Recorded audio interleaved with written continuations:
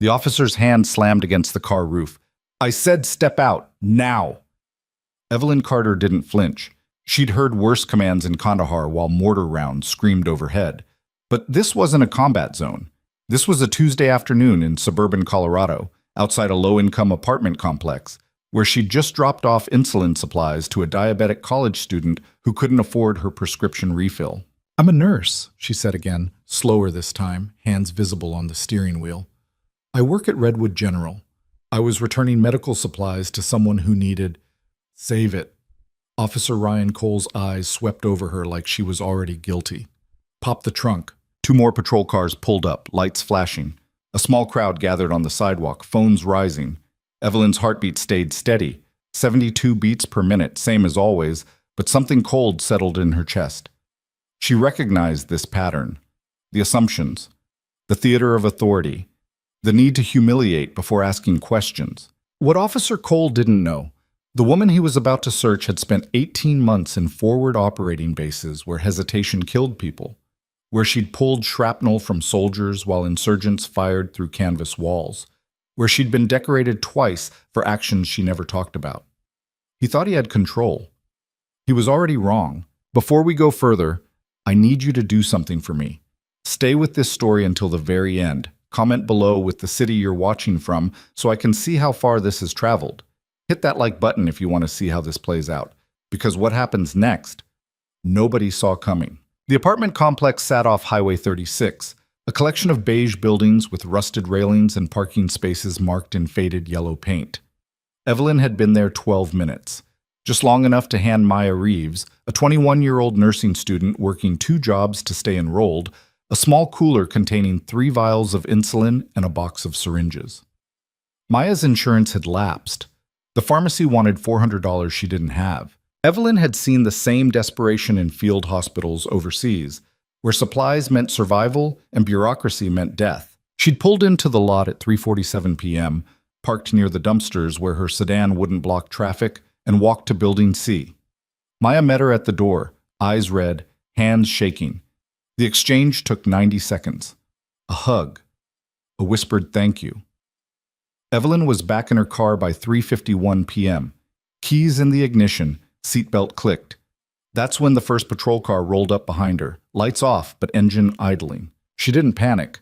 Panic was for people who hadn't trained in chaos.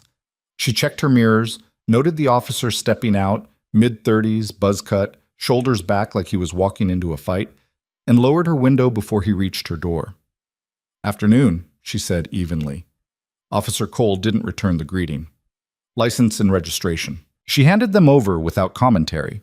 He studied the license longer than necessary, eyes flicking between her face and the photo. Evelyn Carter, age 34, brown hair pulled back in a practical ponytail. No makeup, scrubs under a fleece jacket because the hospital AC ran cold. "What are you doing here?" Cole's tone wasn't curious, it was accusatory. "Dropping off medical supplies to a student. She's diabetic, couldn't afford her refill." "Medical supplies." He repeated it like she'd said something suspicious. "You a doctor?" "Nurse. Redwood General, ICU." "Uh-huh." He leaned down, scanning the interior of her car. "Step out of the vehicle." Evelyn's hands tightened on the wheel, just slightly. "Is there a problem, officer?" "I'm not asking twice." She unbuckled slowly, opened the door, and stepped onto the asphalt. The afternoon sun was bright, but the air carried the first bite of autumn. A few residents had drifted onto their balconies watching. Cole gestured toward the front of the car. "Hands on the hood." "Officer, I haven't done anything." "Hands, hood, now." She complied. The metal was warm under her palms. Cole moved behind her, and she felt the invasive sweep of a pat-down. Impersonal, mechanical, humiliating. Her jaw tightened, but she kept her breathing controlled. 4 counts in, 4 counts out. The same rhythm she'd used in triage tents when the wounded kept coming and the supplies ran out. "What's in the trunk?" Cole asked. "Medical bag, hospital scrubs, reusable grocery bags." "Pop it." She reached through the open driver's door and pulled the trunk release. Cole circled to the back, rifling through her belongings like he was searching for contraband. He unzipped her medical bag, pulled out bandages, a stethoscope, a blood pressure cuff, tossed them back in without care. "This student you mentioned, what's her name?" "Maya Reeves. She lives in Building C, apartment 2B. "You always make house calls for strangers?" "She's not a stranger. She's a patient who needed help." Cole's eyes narrowed. "Patients go to hospitals, not parking lots." "She couldn't afford the pharmacy copay. I brought her what she needed." "That legal?" Evelyn's patience, usually unshakable, began to fray at the edges. "It's called compassion. Maybe you've heard of it." The words came out sharper than she intended. Cole's expression hardened. "You got a smart mouth for someone in your position." "And what position is that?" Before he could answer, a second patrol car pulled up, then a third. Cole waved them over like he'd just cornered a fugitive. Two more officers emerged, one older, heavyset, with a name tag reading Morris, and a younger woman, Santos, who looked uncomfortable the moment she saw Evelyn standing against the car. "What's the situation?" Morris asked. "Suspicious activity," Cole said. "She claims she was dropping off medical supplies, but the story doesn't add up." Santos glanced at the trunk, at the medical bag clearly visible. "What doesn't add up?" Cole ignored her. "Check the registration, run her plates." Morris walked back to his vehicle. Santos stayed, arms crossed, eyes moving between Evelyn and Cole like she was trying to piece together what she'd missed. "Ma'am, do you consent to a vehicle search?" Santos asked. "I already searched it," Cole cut in. "I'm asking her, Ryan." Evelyn met Santos's gaze. There was something different there, not hostility, just procedure. "You can search it. I have nothing to hide." Santos nodded and began a second sweep of the trunk, more methodical than Cole's. She examined the medical bag, the grocery bags, a reusable water bottle, a yoga mat Evelyn hadn't used in 3 months. Nothing remotely illegal.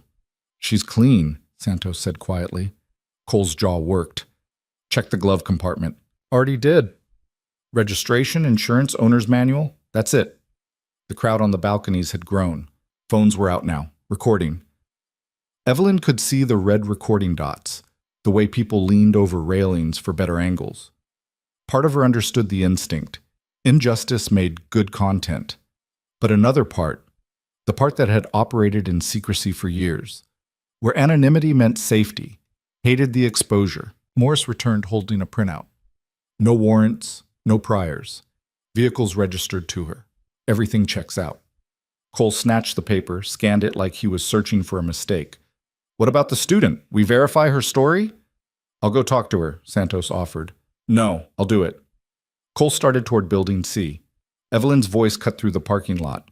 "She's diabetic. If you scare her, her blood sugar could spike. Let me call her first." Cole stopped mid-stride, turned slowly. "You don't give me orders." "I'm not giving orders. I'm telling you how to avoid a medical emergency. Stay, here." He bit off each word, then continued toward the building. Santos shifted closer to Evelyn, lowering her voice. "You really a nurse?" "ICU, 7 years." "He's having a bad day. Don't take it personal." Evelyn almost laughed. A bad day doesn't excuse harassment. Santos didn't argue. She just glanced at Cole's retreating back, then at the phone still recording, and something like resignation crossed her face. Maya answered her door on the second knock, clearly startled by the uniform. Evelyn couldn't hear the conversation from the parking lot, but she saw Maya's confusion, her repeated glances toward Evelyn, the way she held up her insulin vials like evidence.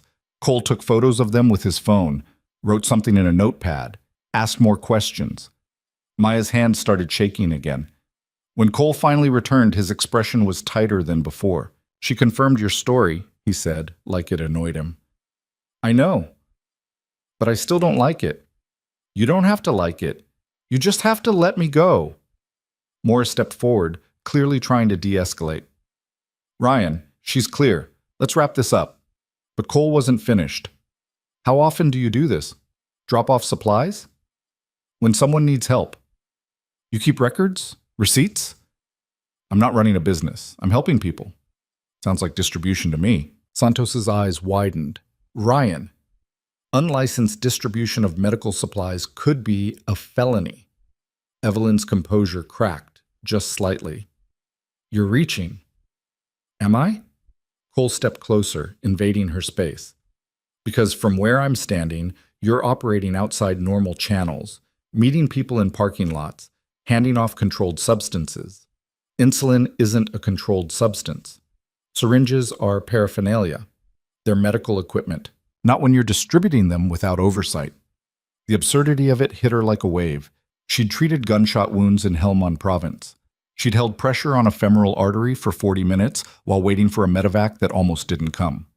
She'd been awarded the Army Commendation Medal for actions she'd never spoken about publicly.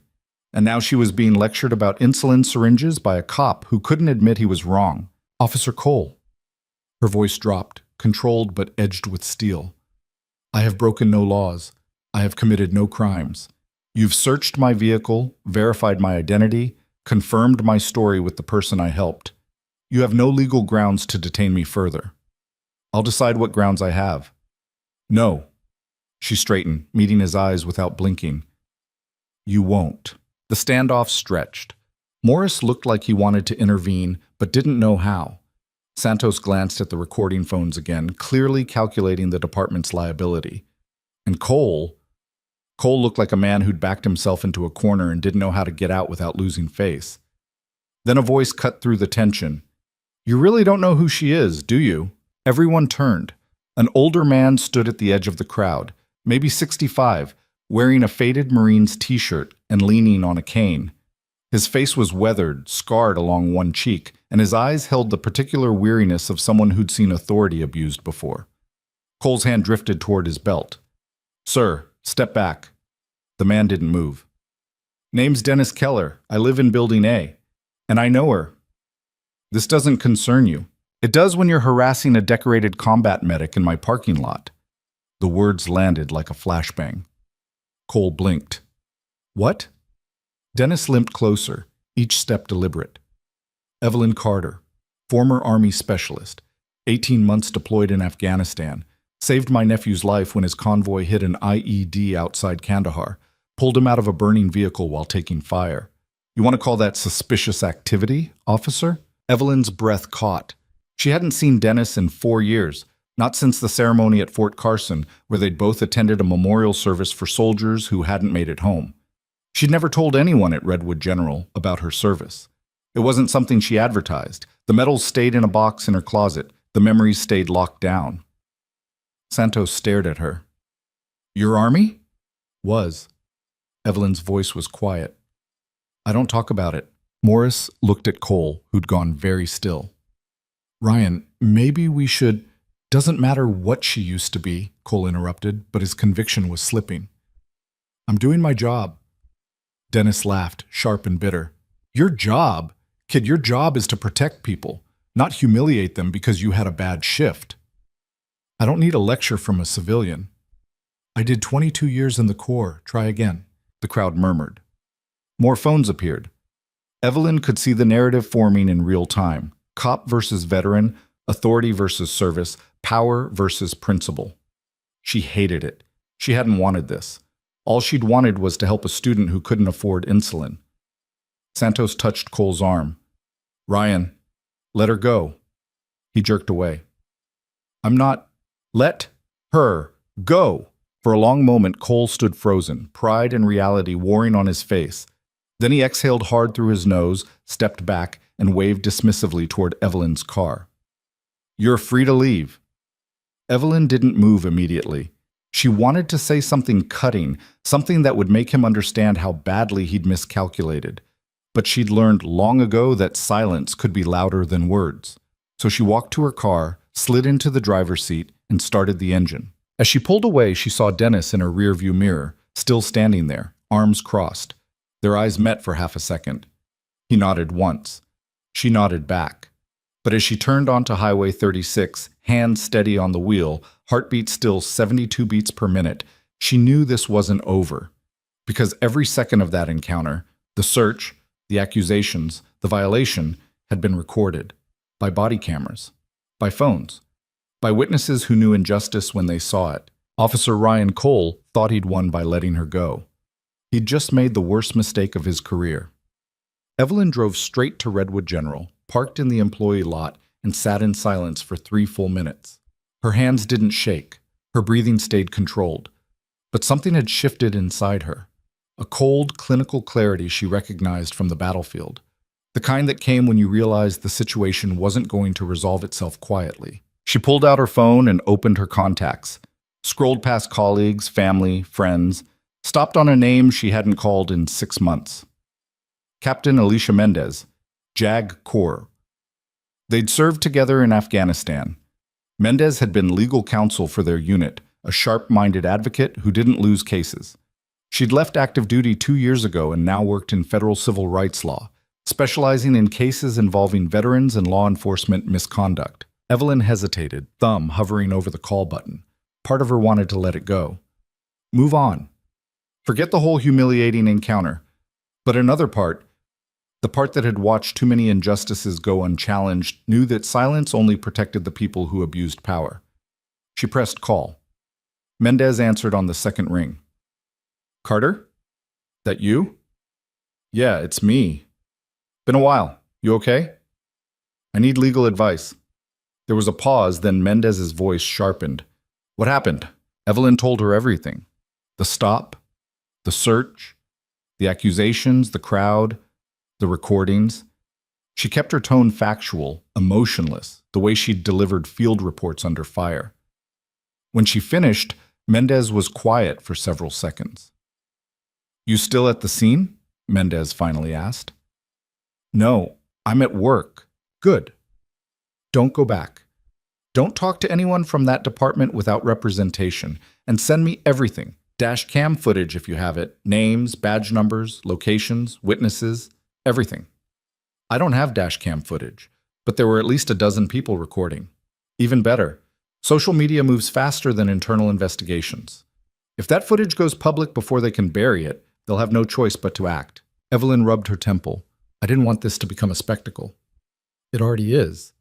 The question is whether you control the narrative or let them spin it. Mendez's voice softened slightly. Look, I know you hate the spotlight, but if you walk away from this, he'll do it to someone else. Someone without your training. Someone who can't stay calm under pressure. And next time, it might end worse. She was right. Evelyn knew it. She'd seen enough battlefield triage to understand that small wounds, left untreated, turned fatal. What do I do? She asked. File a formal complaint. I'll draft it tonight. We'll cite unlawful detention, Fourth Amendment violations, potential discrimination. And if any of that body cam footage shows him escalating without cause, we'll have grounds for a federal civil rights lawsuit. This is going to get ugly. It's already ugly. We're just making sure the right people pay for it. After the call ended, Evelyn sat in her car for another minute, staring at the hospital entrance.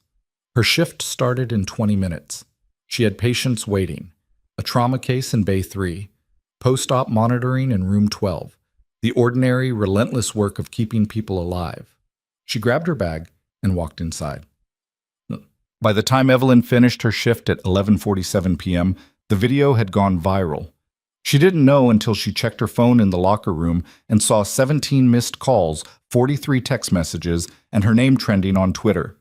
Someone had posted the footage, all 8 minutes of it, from the initial stop to Dennis's intervention, with the caption, "Decorated Army combat medic harassed by cop for helping diabetic student. This is what Protect and Serve looks like now." It had been retweeted 14,000 times. Evelyn's stomach dropped.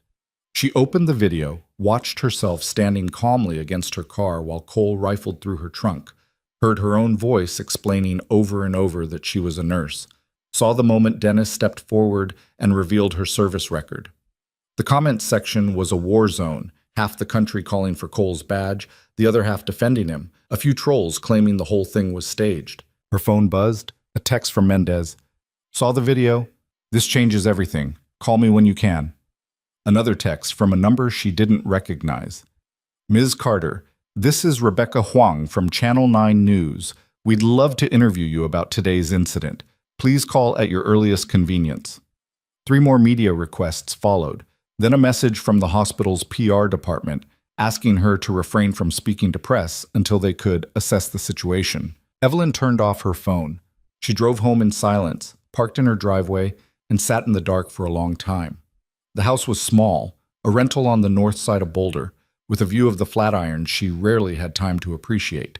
Inside it was neat and impersonal, furniture from IKEA, walls mostly bare, nothing that screamed home. She'd never been good at settling in. The Army had taught her to travel light, and the habit had stuck. She poured herself a glass of water, sat on the couch, and finally turned her phone back on. 62 notifications. She ignored most of them, but one email caught her attention. The sender was listed as Office of the Inspector General, U.S. Department of Defense. Her pulse kicked up. She opened it. Subject: Request for information. Incident report, October 17, 2024. Ms. Carter, we have been made aware of an incident involving you and local law enforcement on October 17, 2024. As a former service member currently contracted under federal medical response protocols, your case has been flagged for review. Please contact our office at your earliest convenience to provide a formal statement. Respectfully, Lieutenant Colonel Raymond Shaw, Inspector General's Office. Evelyn read it twice, then a third time. She hadn't been on active duty in 6 years. But after leaving the Army, she'd taken a contract position with FEMA's National Disaster Medical System, a federal program that deployed civilian medical personnel during emergencies. It was part-time, mostly administrative, something she did to stay connected to emergency response work without committing to full-time military service. She hadn't realized it made her a federal contractor, which meant Cole hadn't just harassed a nurse. He'd harassed someone working under federal authority. The implications hit her all at once. This wasn't just a local complaint anymore. This was going to involve federal investigators, military liaisons, possibly even congressional oversight if the story got big enough. She texted Mendez. Just got an email from the DoD Inspector General. The response came in seconds. Holy shit, forward it to me. Now. Evelyn did. Then she set her phone down, leaned back, and closed her eyes. She tried to do something simple, something kind. And now she was at the center of a federal investigation, a media firestorm, and a legal battle she'd never wanted.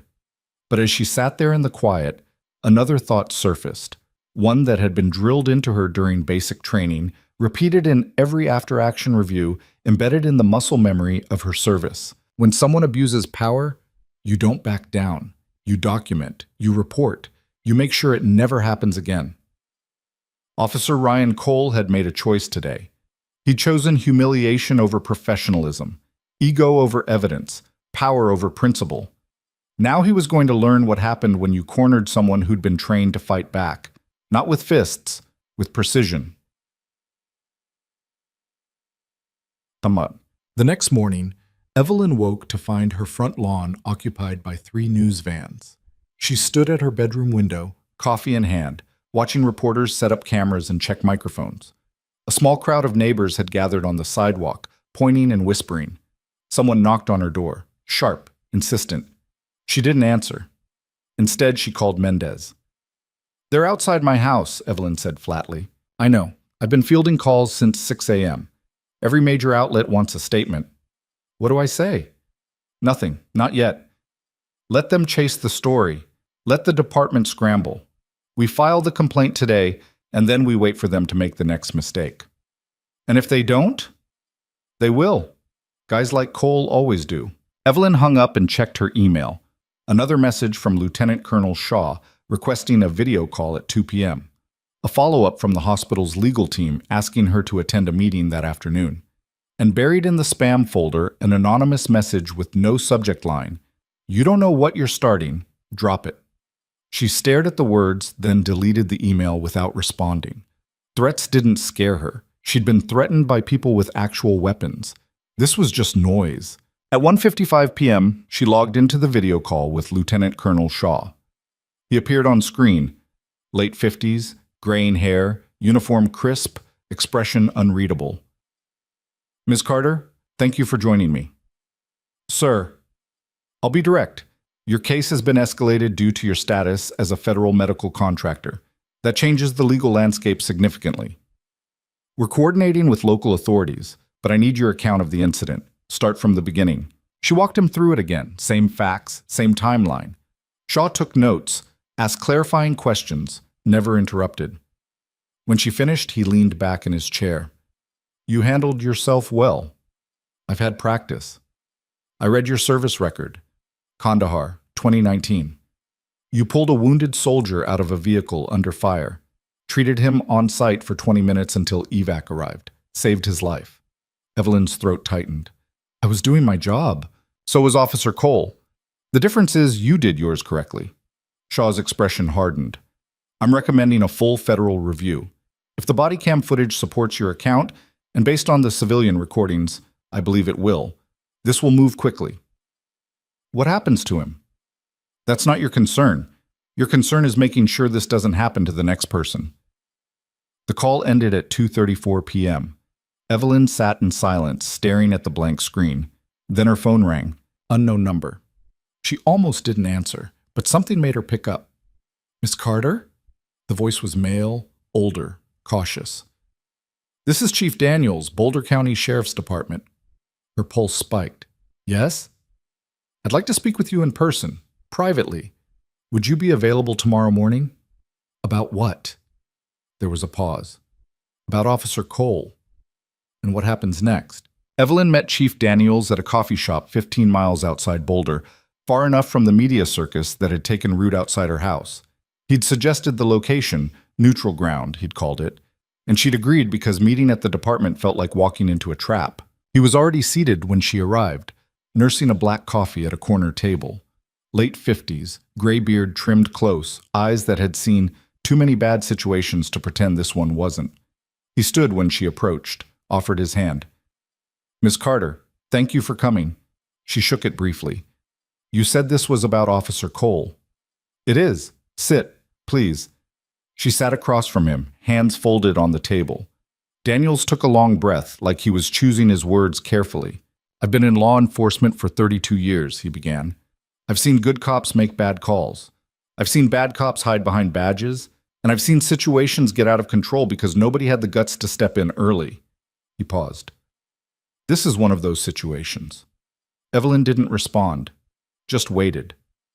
Officer Cole has been with our department for 6 years. Clean record, mostly. A few complaints, but nothing that stuck. Nothing we could act on. He met her eyes. Until now. So what changed? You did. Daniels leaned forward slightly. The video went viral. The DOD got involved. Suddenly we can't sweep this under the rug even if we wanted to, which, for the record, I don't. Then why are we here? Because I need to know what you want. The question caught her off guard. What I want? Cole's going to be suspended, probably terminated. There'll be an internal investigation, a federal review, maybe a lawsuit. All of that's already in motion. But I'm asking you, personally, what outcome you're looking for. Evelyn studied him. This wasn't protocol. This was a man trying to contain damage before it burned down his entire department. I want him held accountable, she said evenly, not just moved to another precinct or given a desk job, actually accountable. He will be. You can't promise that. No, but I can promise I'll fight for it. Daniel's voice dropped. Look, I know how this works. Officer screws up, department circles the wagons, victim gets dragged through the mud. I'm not doing that here. Cole crossed a line, a big one. And if we don't address it now, publicly and completely, we lose whatever credibility we have left. So this is about your reputation. It's about doing the right thing before we're forced to. Evelyn sat back, arms crossed. You want me to make this easier for you? Give a statement saying the department's cooperating, that justice is being served. Make it look like you're the good guys. Daniels grimaced. I want you to know that not everyone in uniform is like Cole, and that some of us are willing to stand with you, not against you. She believed him, or wanted to. But trust was something she rationed carefully these days. I'll consider it, she said, after I see what the investigation actually finds. Fair enough? He slid a business card across the table. My direct line. If you need anything, you call me. Not the front desk, not the PR team, me. She took the card, stood, and left without another word. When she got back to her car, her phone was ringing. Mendez. Where are you? Mendez asked immediately. Just finished coffee with the chief. Daniels? What did he want? To get ahead of the story. He's scared. Good. He should be. There was a rustling sound, papers shuffling. Listen, I just got off the phone with the Inspector General's office. They're expediting the review. Body cam footage is being pulled today. We should have it by end of week. That fast?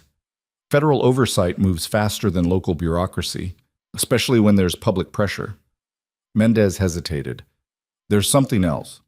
The hospital called me. Evelyn's grip tightened on the steering wheel. What did they say? They want you to take paid leave, just until this blows over. Absolutely not. Evelyn, I haven't done anything wrong. I'm not hiding like I'm guilty. It's not about guilt. It's about optics. They're worried the media attention will disrupt patient care. Then they should issue a statement supporting me instead of sidelining me. Mendez sighed. I told them the same thing, but they're spooked. And legally, they can put you on leave if they think your presence creates a liability. Let them try. She hung up and drove straight to Redwood General. The hospital's administrative offices were on the 3rd floor, past the surgical wing, and through a set of glass doors marked Executive Staff Only. Evelyn had been there once before, during her initial hiring interview. The memory felt distant now, like it belonged to someone else's life. The receptionist looked up, startled. Ms. Carter, do you have an appointment? No, but I need to speak with Director Parsons. He's in a meeting. Then get him out of it. The receptionist's eyes widened, but she picked up the phone. 30 seconds later, Director Marcus Parsons emerged from a conference room, looking exactly as uncomfortable as Evelyn expected. Mid-40s, expensive suit, the kind of smile that never reached his eyes. Evelyn, this is unexpected. I heard you're putting me on leave. His smile tightened. Let's talk in my office. She followed him into a space that smelled like leather and air freshener. He closed the door, gestured to a chair. She remained standing. This isn't personal, Parsons began. It's a precautionary measure. The media attention has been overwhelming, distracting, embarrassing for the hospital. All of the above. He sat behind his desk, folding his hands. We support you, Evelyn, completely. But right now, your presence here is creating complications. Complications, she repeated flatly. I was harassed by a cop for helping a patient. The hospital's response is to punish me for it? It's not punishment. It's paid leave. You'll still receive your full salary. I don't care about the salary. I care about my patients. Your patients will be reassigned, temporarily. Evelyn's jaw tightened. You're making me a liability because it's easier than standing up for me. Parsons's expression hardened. We have a responsibility to this institution, to every patient, every staff member. If the media camps out in our ICU, if families start complaining, if our reputation takes a hit, your reputation. She stepped closer to the desk. That's what this is about, not patient care, not doing the right thing, just protecting the brand. That's not fair. Fair? She laughed, sharp and bitter. Officer Cole searched my car in front of a crowd because he decided I looked suspicious. He ignored every piece of evidence that proved I was telling the truth. He humiliated me because he could. And now my own employer is sidelining me for the same reason, because it's convenient. Parsons stood, trying to reclaim authority. You're upset, I understand, but this decision is final. Then I'll see you in court. She turned and walked out before he could respond. By the time she reached the parking lot, her hands were shaking, not from fear, from rage, the kind that had no outlet, no target, just burned hot and useless in her chest. She sat in her car, gripping the steering wheel, forcing her breathing to slow. Her phone buzzed. A text from an unknown number. Saw what happened. You deserve better. Keep fighting. Then another. Thank you for standing up. My daughter's a nurse too. This matters. Then a third, fourth, fifth. Messages from strangers who'd seen the video, who believed her, who wanted her to know she wasn't alone. She read every one. And then she called Mendez back. File the lawsuit, Evelyn said, against Cole, against the department, and against the hospital. All of them. There was a brief silence. Then Mendez's voice, steady and sure. Consider it done. Over the next 3 days, the story metastasized. Major news outlets picked it up. Legal analysts debated Fourth Amendment protections on cable news. Veterans advocacy groups issued statements of support. A GoFundMe appeared, organized by someone Evelyn had never met, to help cover legal costs. It raised $40,000 in 18 hours. Cole was officially suspended pending investigation. The body cam footage was released to federal authorities but kept from the public, which only fueled speculation. Protests formed outside the Boulder County Sheriff's Department, small at first, a dozen people with handmade signs, then growing to hundreds. Someone projected the viral video onto the side of the building at night. Evelyn stayed home, away from cameras, away from questions. She read case files Mendez sent over, practiced her statement for the federal deposition, and tried not to think about the patients she wasn't treating. On the fourth day, her phone rang at 6:23 a.m. She didn't recognize the number, but something about the area code, 703 Northern Virginia, made her answer. "Ms. Carter?" The voice was crisp, professional, female. "This is Colonel Janet Rivera, U.S. Army Medical Command. Do you have a moment?" Evelyn sat up straighter. "Yes, ma'am. I'll be brief. Your name came across my desk in relation to the incident in Colorado. I reviewed your service record. Impressive work in Kandahar. The Army Commendation Medal doesn't get handed out lightly." "Thank you, ma'am. I'm calling because we have a situation. A federal disaster response is being activated. Major flooding in the Carolinas, multiple counties, infrastructure collapsed. FEMA's deploying medical teams under the National Disaster Medical System. Your contract makes you eligible for deployment." Evelyn's pulse kicked up. "When?" "Wheels up in 48 hours, 2-week rotation, maybe longer depending on conditions. I know your current situation is complicated, but we need experienced field medics, people who can operate under pressure." Rivera paused. "Are you available?" It was a lifeline, a way out of the media storm, the lawsuits, the suffocating attention, a way to do what she was actually trained for. "I'm available," Evelyn said. "Good. I'll have the logistics team send you deployment details within the hour. And Ms. Carter?" "Yes?" "Whatever's happening in Colorado, we're watching. You have support at levels you don't even know about yet." The call ended. Evelyn sat on the edge of her bed, staring at her phone. Then she texted Mendez. "I'm deploying. 2 weeks, maybe more. Federal disaster response." The reply came fast. "Perfect timing. Let them stew while you're gone. I'll handle everything here." 41 hours later, Evelyn was on a military transport headed to North Carolina. The flooding was worse than the news had reported. Entire towns submerged, roads washed out, power grids down.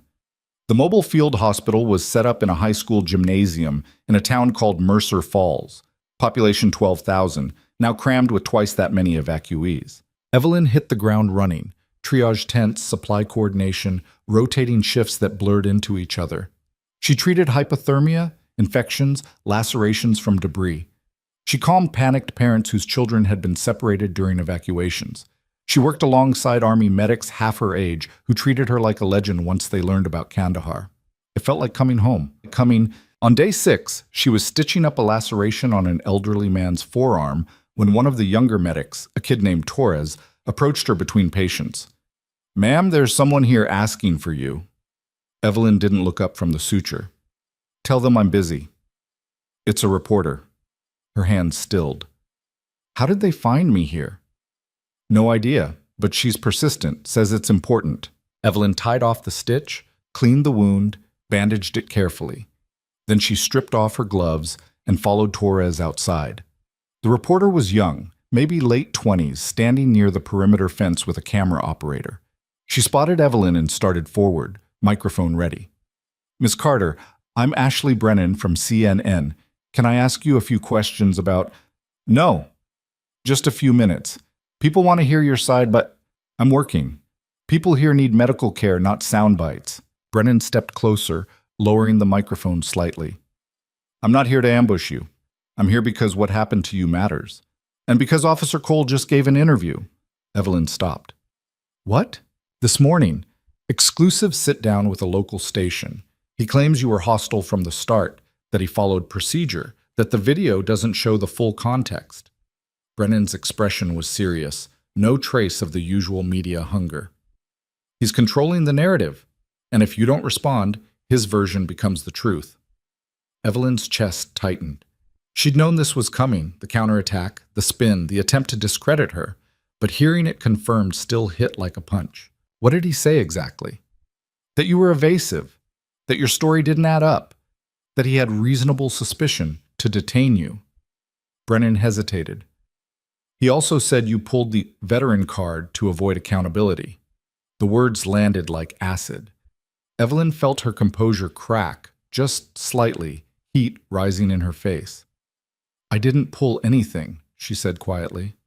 "I answered every question. I complied with every order, and I never mentioned my service. Someone else did. I know, that's why I'm here, to give you a chance to set the record straight." Evelyn looked past her, at the rows of tents, the evacuees wrapped in Red Cross blankets, the medics moving between patients with the controlled urgency of people who couldn't afford mistakes. This was what mattered. Not cameras, not narratives, not public opinion. But Mendez's voice echoed in her head. "If you don't control the story, someone else will." 5 minutes, Evelyn said. "No ambush questions.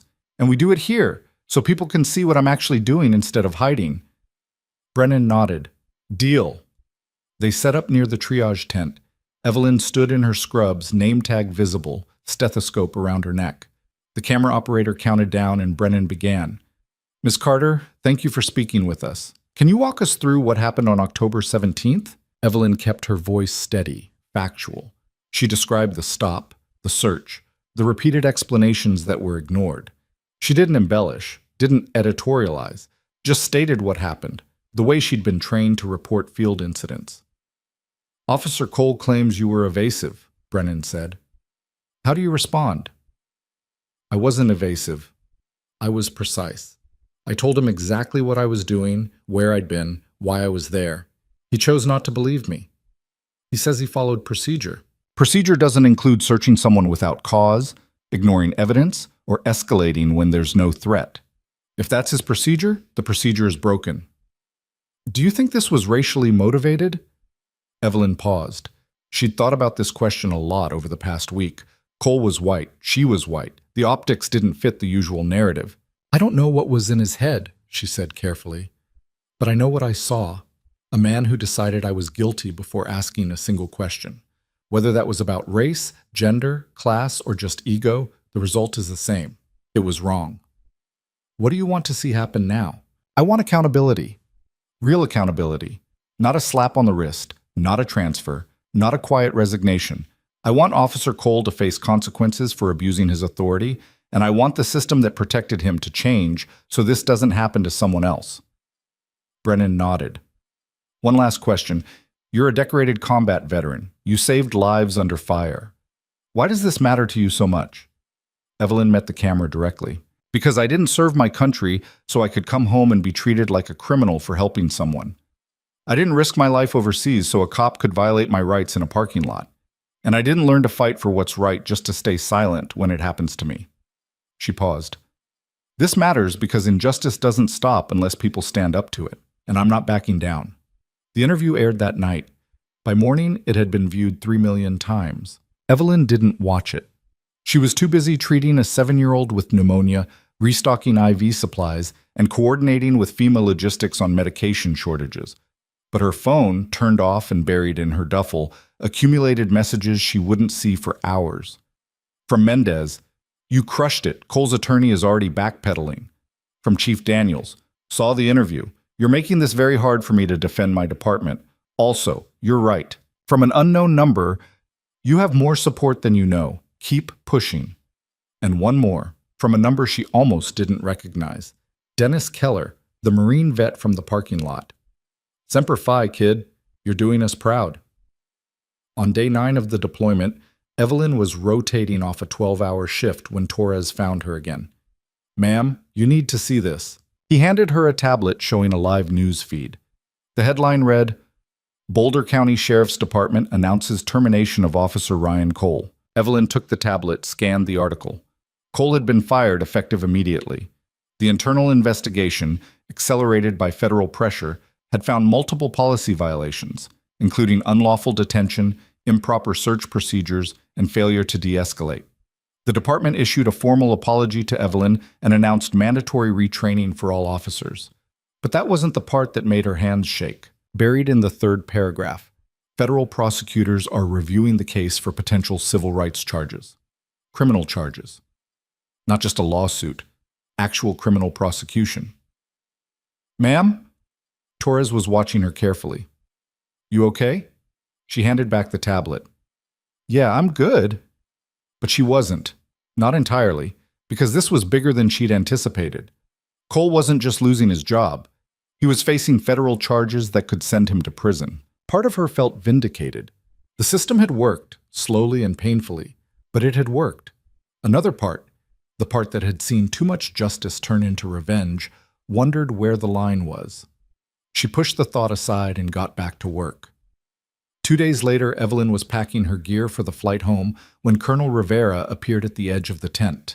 She wasn't in uniform, just slacks and a field jacket, but she carried authority like a second skin. "Ms. Carter, walk with me." They moved away from the tents toward the edge of the school's football field. The sun was setting, painting the sky in shades of orange and purple. Rivera stopped near the 50-yard line, hands in her pockets. "You did good work here," she said. "Just doing my job." That's what the best ones always say. Rivera turned to face her. "I'm going to be direct. The Army wants you back." Evelyn blinked. "Ma'am? Active duty. We're expanding medical corps, need experienced combat medics. Your record's spotless, your skills are current, and frankly, we could use someone with your backbone." She paused. "Full reinstatement, bump in rank, choice of assignment. Think about it." It was tempting. The clarity of military structure, the purpose, the distance from civilian complications. But Evelyn had left for a reason. The nightmares, the hypervigilance, the way every loud noise still made her flinch. "I appreciate the offer," she said carefully, "but I think I'm where I need to be." Rivera nodded like she'd expected that answer. "Fair enough, but the offer stands. You change your mind, you call me." She started to walk away, then stopped. "One more thing. The DOD investigation into your case, it's not just about Cole anymore. They're looking into patterns. Other officers, other incidents. You opened a door, Carter. A lot of people are going to walk through it." She left Evelyn standing alone on the football field, watching the sun disappear below the horizon. The flight home was quiet. Evelyn sat in the back of the transport, surrounded by exhausted medics and relief workers, and tried not to think about what came next. The lawsuits, the media, the scrutiny. She landed at Peterson Air Force Base at 11:47 p.m. and drove straight home. The news vans were gone from her lawn. Her house was dark, undisturbed. She unlocked the door, dropped her duffel in the hallway, and stood in the silence. Her phone buzzed. A text from Mendez. "Welcome back. We need to talk. Tomorrow, 9 a.m. My office. Big developments." Evelyn didn't respond. She was too tired.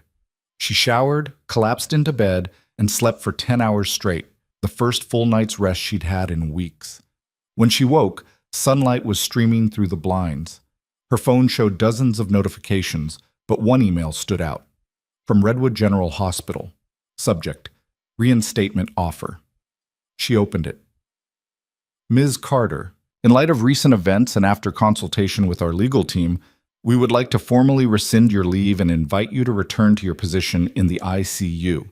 We recognize the value of your service and regret any distress our previous decision may have caused. Please contact HR to discuss your return. Respectfully, Marcus Parsons, Director." Evelyn read it twice, then deleted it. She wasn't going back, not to a place that had abandoned her the moment things got complicated. At 8:47 a.m., she walked into Mendez's office. The attorney was already at her desk, surrounded by case files and coffee cups. She looked up, grinned. "You look like hell." "Missed you too." Mendez gestured to a chair. "Sit. We've got a lot to cover." "Cole's termination? That's just the start." Mendez pulled out a folder. Federal prosecutors filed civil rights charges yesterday. Unlawful detention, deprivation of rights under color of law. He's looking at 2 to 5 years if convicted. Evelyn absorbed that. And the lawsuit? The department's offering a settlement. 6 figures, full apology, policy reforms, mandatory oversight. They want this done before trial. How much? $300,000, plus they cover all legal fees. It was more than Evelyn had expected, enough to make the whole nightmare feel almost worth it. Almost. "What about the hospital?" she asked. "They're scrambling. Reinstatement offer, back pay, public statement of support. They know you've got a wrongful termination case they can't win." Evelyn leaned back, processing. "What do you recommend?" "Take the settlement from the department, publicly. Make them eat the apology. As for the hospital?" Mendez's smile turned sharp. I say we make them sweat a little longer. Before Evelyn could respond, Mendez's phone rang. She glanced at the screen, frowned. It's Chief Daniels. You want me to answer? Evelyn nodded. Mendez put it on speaker. Chief, what can I do for you? Daniels' voice came through, tense and clipped. Is Ms. Carter with you? I'm here, Evelyn said. Good. We have a situation. I need you to come to the department now. What kind of situation? There was a long pause. Officer Cole's missing, and we just found something in his locker you need to see. Evelyn and Mendez exchanged a look. Missing officers didn't just vanish, and whatever was in Cole's locker, Chief Daniels wouldn't have called unless it changed everything. We'll be there in 20 minutes, Evelyn said. The line went dead. Mendez grabbed her keys. You don't have to go, I can handle this. He asked for me specifically, which is exactly why you shouldn't go. This could be a setup. Evelyn stood, already moving toward the door. Then come with me and make sure it isn't. They took Mendez's car, a silver Accord that smelled like coffee and legal briefs. The drive to the Boulder County Sheriff's Department took 18 minutes. Neither of them spoke much. Evelyn watched the landscape roll by. Strip malls, coffee shops, the ordinary rhythm of a city that had no idea what was happening in its own backyard. The department building was modern, all glass and steel, designed to project transparency. Evelyn had never been inside.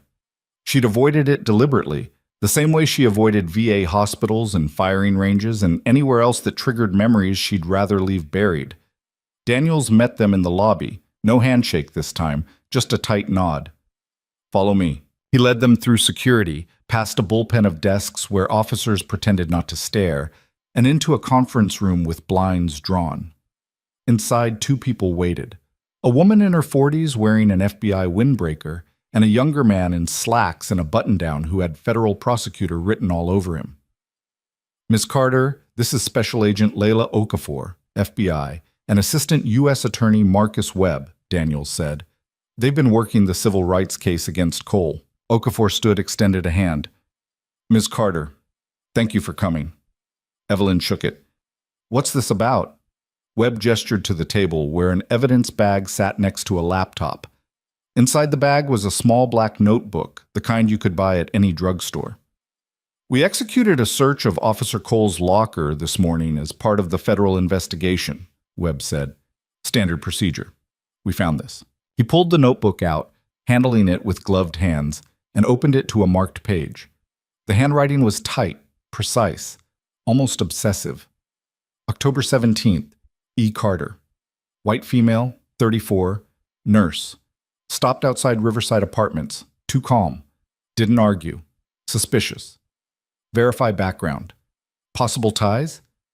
Evelyn's stomach dropped. There are 43 entries like this, Okafor said quietly. Different names, different dates, different locations. All people he stopped. All people he suspected of something without evidence. Mendez leaned over, scanning the page. This is a kill list. Not exactly, Webb corrected, but it's documentation of a pattern. Unlawful stops, unwarranted searches, harassment based on subjective suspicion. And yours isn't the only name we recognize. He flipped to another page. September 3rd. K. Harrison.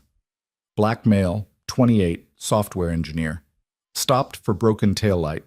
Light wasn't broken. Gave warning anyway. Needs watching. Another page. August 12th. M. Patel. South Asian female, 41, teacher. Too many questions about why I pulled her over. Defiant. Searched vehicle. Nothing found. Won't forget her. Evelyn felt cold. This wasn't just about her. Cole had been doing this for months, maybe longer, targeting people, documenting them, building a personal case file based on nothing but his own paranoia. How many people? She asked. 43 documented, Okafor said. We're cross-referencing with department records, body cam footage, civilian complaints. So far, we've confirmed at least 27 unlawful stops. And nobody caught this? Daniel's jaw tightened. Complaints were filed. Most were dismissed as unfounded. A few resulted in verbal warnings. Nothing stuck. Because you didn't want it to, Mendez said sharply. Because we didn't look hard enough, Daniel shot back. And that's on me. On all of us. Webb closed the notebook. Ms. Carter, we need your help. You're the only person on this list who fought back publicly, the only one whose case went viral. If we're going to build a federal case, not just against Cole, but against the system that enabled him, we need you to testify. Evelyn sat down slowly. Testify to what? Everything. The stop, the search, the escalation, how he ignored evidence, how he targeted you without cause, and how the department failed to intervene. Webb's expression was serious. This isn't just about one bad cop anymore. It's about institutional failure. And if we can prove that, we can force systemic change. You want me to be the face of this? You already are. Evelyn looked at Mendez, who gave a small nod. Then at Okafor, whose expression was unreadable. Finally at Daniels, who looked like a man watching his career crumble in real time. What about Cole? Evelyn asked. You said he's missing. Okafor pulled out her phone, swiped to a photo, and slid it across the table. It showed Cole's apartment, front door open, lights on, no sign of forced entry. He didn't show up for his suspension hearing this morning, Okafor said. We went to his residence for a welfare check. Door was unlocked, no one inside. His car's gone, phone's off, and he withdrew $8,000 from his bank account yesterday. He ran, Mendez said. Looks that way. Evelyn studied the photo. Where would he go? We're checking family, known associates, credit card activity. But if he's smart, he ditched the cards and went dark. Okafor paused. There's something else. We found firearms missing from his personal collection. 2 handguns, registered to him, unaccounted for. The temperature in the room seemed to drop. You think he's dangerous? Evelyn asked. I think he's desperate, and desperate people make bad decisions. Webb leaned forward. Ms. Carter, we're going to find him, but in the meantime, we need to know. Has he contacted you, threatened you? Anything we should be aware of? Evelyn thought back to the anonymous email she'd received weeks ago. You don't know what you're starting, drop it. She'd deleted it, written it off as internet noise. Now she wasn't so sure. I got an anonymous message a few weeks back, told me to drop the case. Do you still have it? No, I deleted it. Okafor made a note. We can pull it from your email server. Anything else? No. But even as she said it, Evelyn felt the crawl of unease. Cole knew where she lived. He'd seen her car, her license, her address on the registration. And if he was armed and running, there was no telling what he might do. We're assigning a protective detail, Okafor said, reading her expression. Plain clothes, unmarked vehicle. They'll stay outside your residence until Cole's in custody. I don't need protection. It's not optional. Okafor's tone left no room for argument. You're a federal witness now. That comes with security. Mendez touched Evelyn's arm. Let them do their job. Evelyn didn't argue further. She just nodded. The meeting wrapped up 20 minutes later. Webb and Okafor left to coordinate the manhunt. Daniels walked Evelyn and Mendez back to the lobby, his expression grim. For what it's worth, he said quietly, I'm sorry. I should have seen this coming. Evelyn stopped at the door. You did see it. You just didn't act. He didn't have a response to that. Outside, the afternoon sun was too bright, too ordinary. Evelyn climbed into Mendez's car and stared at her hands. They were steady. They always were. But inside, something was shifting, a growing awareness that this situation was no longer contained. You okay? Mendez asked. No. Good. That means you're paying attention. Mendez started the engine. I'm staying with you tonight. No arguments. I can handle myself. I know, but you shouldn't have to. They drove back to Evelyn's house in silence. The protective detail was already in place. A dark SUV parked 3 houses down, 2 agents inside watching. Evelyn hated it. The surveillance, the intrusion, the reminder that her life was no longer entirely her own. Inside, Mendez made coffee while Evelyn checked her phone. 17 missed calls, most from reporters, a few from hospital administrators, one from a number she didn't recognize but instinctively answered. Ms. Carter? The voice was female, shaking. This is Maya Reeves, the student, the diabetic, the reason this whole nightmare had started. Maya, are you okay? I don't know. There's a man outside my building. He's been sitting in his car for the past hour, just watching. And I think it's the officer, the one from the video. Evelyn's blood went cold. Are you sure? I don't know. I only saw him that one time, but the car, it's the same model, dark blue sedan, and he keeps looking up at my window. Lock your doors. Don't go outside. I'm calling the FBI right now. She hung up and immediately dialed Okafor. The agent answered on the first ring. Carter, what is it? Maya Reeves, the student I helped. She thinks Cole's outside her apartment, watching her. Address? Evelyn rattled it off. She heard Okafor relay the information to someone else, heard the sudden urgency in her voice. We're sending units now. Tell her to stay inside, away from windows. We'll have eyes on that location in 3 minutes. She's scared. I know, but we'll get there. The line went dead. Evelyn paced the living room, phone clutched in her hand. Mendez watched from the kitchen, tension written across her face. They'll get there in time, Mendez said. You don't know that. I know they're faster than Cole is stupid. 3 minutes felt like 30. Evelyn called Maya back, stayed on the line, listened to her breathing, the small sounds of fear. Outside, the Protective Details SUV was still parked, agents alert but unmoving. Then Maya's voice, sharp. He's getting out of the car. Stay away from the windows. He's looking at the building. Oh my God, he's coming toward the door. Maya, listen to me. Do not open that door. Do you have a lock? A deadbolt? Yes. Engage it now and get to the bathroom. Lock yourself in. I'm scared. I know, but you're going to be okay. The police are almost there. Evelyn heard movement, the sound of a door closing, a lock clicking. Then Maya's voice, quieter now, muffled. I'm in the bathroom. Good. Stay there. Stay quiet. Seconds ticked by. Evelyn could hear Maya's breathing, fast and shallow. Then a new sound, knocking, loud, insistent. He's knocking on my door, Maya whispered. Don't answer. The knocking continued. Then a voice, male, distorted through the door. Maya, I need to talk to you. It was Cole. Evelyn recognized the tone from the parking lot. Authoritative, demanding, the voice of someone used to being obeyed. Maya, it's Officer Cole. I need to ask you a few follow-up questions about your statement. Can you open the door? Maya's breathing hitched. What do I do? Nothing. Don't answer. Don't make a sound. The knocking stopped. For a moment, there was only silence. Then Cole's voice again, quieter this time, almost pleading. I know you're in there. I just want to talk. I'm not going to hurt you. I just need to explain. The sound of sirens cut through the air, distant but growing closer. Police are coming, Maya whispered. Good. Stay where you are. Evelyn heard Cole curse, heard footsteps retreating, then the slam of a car door. Tires screeched.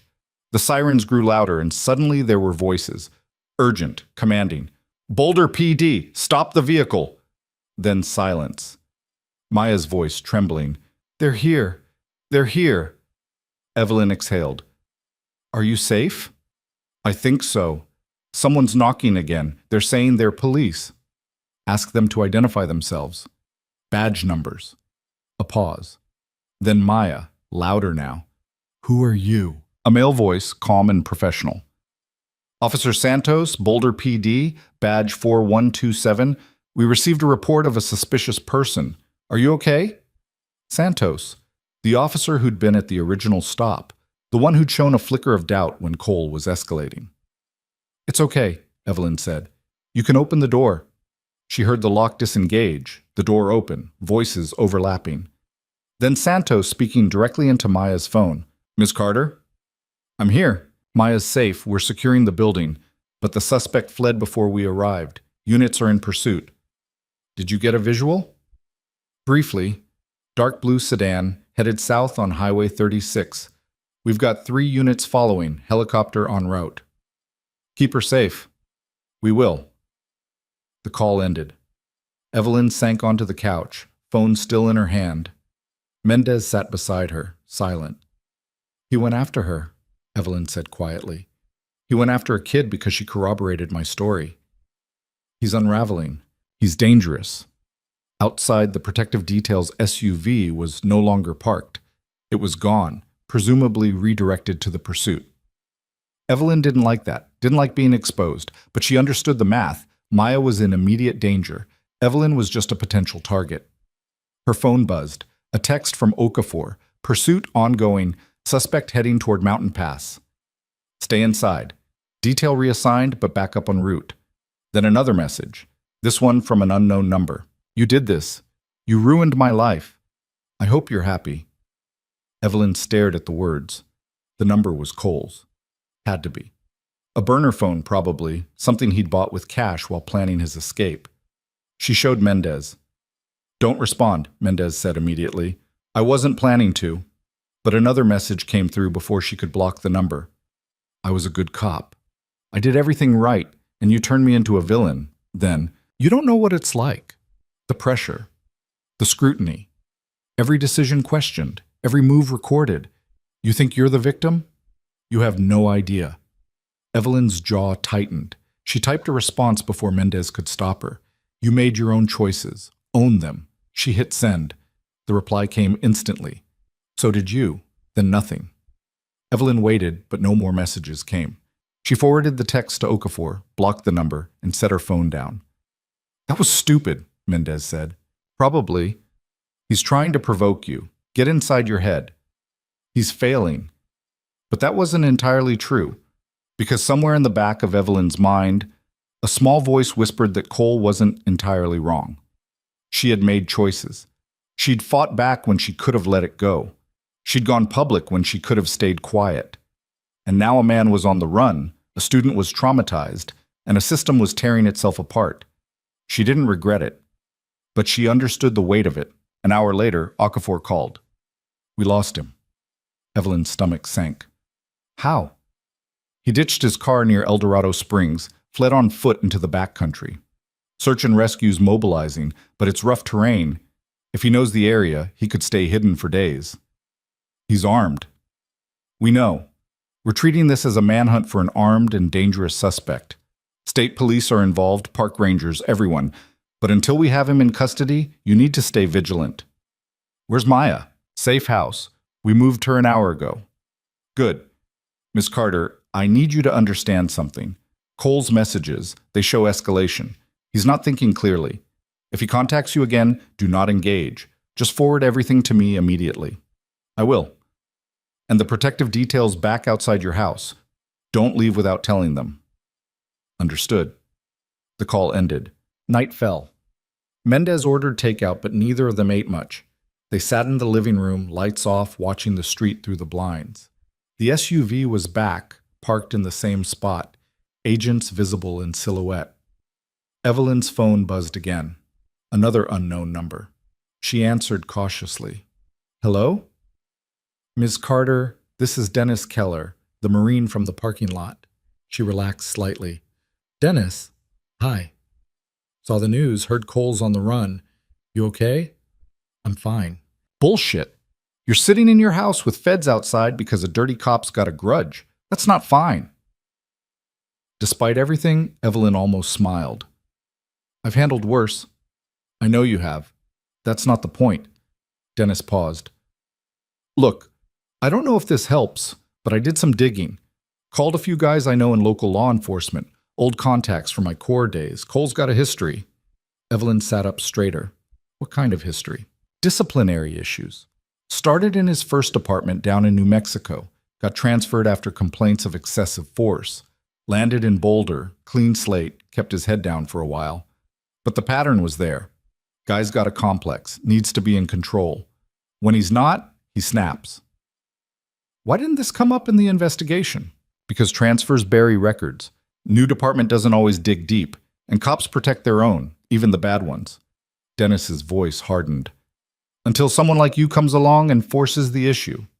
I didn't ask for this. No, but you didn't run from it either. That counts. After they hung up, Evelyn sat in the dark, processing.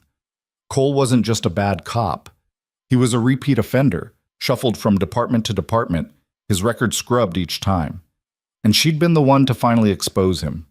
No wonder he was unraveling. Mendez fell asleep on the couch around midnight. Evelyn stayed awake, watching the street, mind racing. She thought about Kandahar, about the nights when mortar fire lit up the sky and sleep was impossible, about the hypervigilance that never really went away, even years later. At 2:17 a.m., her phone rang. Okafor. We found his car. the agent said without preamble. Abandoned near a trailhead, K9 units tracked his scent for 2 miles, then lost it at a creek. So he's still out there, for now. But he can't hide forever. We've got thermal imaging, drones, ground teams. It's just a matter of time. Unless he doesn't want to be found alive. Okafor was quiet for a moment. We're considering that possibility. You think he'll... I think he's cornered. And cornered people do unpredictable things. Okafor's voice softened slightly. Get some sleep, Ms. Carter. We've got this. But Evelyn couldn't sleep. She sat by the window, watching the dark street, the SUV, the occasional car passing by. Somewhere out there, Ryan Cole was hiding in the mountains, armed and desperate. And she was the reason. At 4:03 a.m., her phone buzzed, a text from the same block number Cole had used earlier. I'm not the villain, you are. Then, you'll see. Evelyn forwarded the messages to Okafor, then stared at the screen. The words felt like a threat. But a threat of what? She didn't have to wait long to find out. At 4:47 a.m., the Protective Details SUV exploded. The blast shattered every window on the street. Evelyn hit the floor instinctively, arms over her head, ears ringing. Mendez jolted awake, disoriented. Outside, flames engulfed the vehicle, black smoke billowing into the pre-dawn sky. Evelyn crawled to the window, looked out. The SUV was a burning shell. She couldn't see the agents, couldn't see movement. Call 911, she told Mendez, but her phone was already ringing. Okafor. Carter, are you okay? We're fine. The detail agents are alive. They got out before the blast. Looks like a remotely detonated device planted while they were repositioned to Maya's location. Okafor's voice was tight.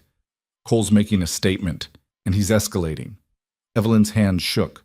Not from fear, from rage. Where is he? We don't know, but he's watching. He had to be close enough to trigger the device. Sirens filled the air. Fire trucks, ambulances, more police. Evelyn's quiet street had become a crime scene. We're evacuating you, Okafor said. Now, pack a bag. You've got 5 minutes. I'm not running. This isn't a request. He just tried to kill 2 federal agents. You're next. Then let him come. Evelyn, I'm not running, she repeated, harder this time. I'm done being reactive. If he wants me, he's going to have to face me. That's not how this works. Then change how it works. She hung up. Mendez stared at her. You've lost your mind. Maybe. He's going to kill you. He's going to try. Outside, the flames were dying down, smothered by fire crews. Neighbors stood on porches, filming. The remains of the SUV smoked in the street, metal twisted and black. Evelyn's phone buzzed one more time. Another message from Cole. See you soon. Evelyn stood at the window, staring at the wreckage in her street, and made a decision. Cole wanted her afraid, wanted her running. Every action he'd taken, from the parking lot to the manhunt to the bomb, had been about asserting control over someone who'd refused to submit. She wasn't going to give him that satisfaction. Mendez grabbed her arm. You're not seriously planning to stay here. I'm not planning to hide. That's not the same thing. It is for me. Before Mendez could argue further, Evelyn's front door burst open. Okafor stormed in, flanked by 2 agents in tactical gear, faces hard. We're leaving. Now. Evelyn didn't move. I told you, and I'm telling you, that your opinion stopped mattering the second Cole planted an explosive device 50 feet from your house. Okafor's voice was steel. You're a federal witness in protective custody. That means I decide where you go and when. Pack a bag or don't, but you're coming with us. For a long moment, the 2 women stared at each other. Evelyn had faced down insurgents, incompetent officers, and institutional indifference. But Okafor wasn't bluffing. This wasn't negotiation. Fine, Evelyn said. But we do this my way. That's not how... He's watching. You said it yourself, which means wherever you take me, he'll follow. So instead of running, we use that. Okafor's expression shifted, calculation replacing anger. What are you proposing? Set a trap. Make me visible. Controlled. Somewhere you have the advantage. Let him come to me. You want to be bait. I want to end this. Mendez stepped between them. That's insane. You're not trained for this. I'm trained for worse. Evelyn looked at Okafor. You have tactical teams, surveillance, resources. Use them, but stop trying to hide me like I'm fragile. I'm not. Okafor was silent for several seconds, weighing options. Then she pulled out her phone, stepped into the hallway, and made a call. Evelyn couldn't hear the conversation, but she saw the agent's posture shift from resistance to consideration to reluctant agreement. When Okafor returned, her expression was unreadable. I talked to my SAC. He's willing to consider it, but only under specific conditions. You follow every instruction. You wear a wire. You stay in designated areas. And the second we say abort, you comply without question. Agreed. I'm not finished. This isn't some Hollywood setup. If Cole gets past our perimeter, if he gets close enough to hurt you, there's no guarantee we can stop him in time. You understand that? I've operated in combat zones where the threat was constant and invisible. I'll take a controlled environment with federal backup any day. Okafor exhaled slowly. We're using the federal courthouse in Denver. It's secure, monitored, and we can control access. You'll be there for a deposition, official business, publicly announced. He'll know where you are and when. And you'll be waiting. Every entry point, every rooftop, every vehicle within 3 blocks. If he shows, we'll have him. Mendez looked like she wanted to argue, but she just shook her head. You're both out of your minds. Probably, Evelyn said. But it's better than waiting for him to pick the time and place. They left the house at 5:34 a.m., before the media could descend. 3 vehicles, 1 carrying Evelyn and Mendez, 2 flanking them with tactical agents. The drive to Denver took 47 minutes. No one spoke. Evelyn watched the landscape blur past, mind already shifting into the detached focus she'd learned in the field. Emotion was a liability. Clarity was survival. The federal courthouse was a fortress of concrete and glass in downtown Denver, surrounded by security barriers and checkpoints. They entered through an underground garage, took a freight elevator to the 8th floor, and emerged into a corridor lined with conference rooms. Okafor led them to a room at the end, large, windowed on one side, with a long table and recording equipment already set up. The deposition starts at 10 a.m., Okafor said. We'll announce it publicly at 8. That gives Cole 2 hours to make a move if he's monitoring news or social media. He will be, Evelyn said. Tactical teams are already in position. Snipers on adjacent buildings, plainclothes agents in the lobby, undercover vehicles on every block. If he tries to enter the building, we'll intercept. If he tries something external, we'll have eyes on him before he gets close. What about civilians? Building's been cleared of non-essential personnel.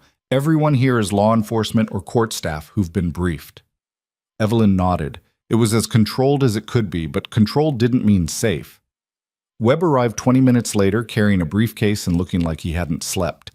He set up his laptop, reviewed notes, then looked at Evelyn. You sure about this? No, but I'm doing it anyway. If he shows, the deposition stops. We're not risking your life for testimony we can get later. Understood. At 7:52 a.m., the FBI's Public Affairs Office released a statement. Federal witness Evelyn Carter to provide deposition in civil rights case, U.S. District Courthouse, Denver, 10 a.m.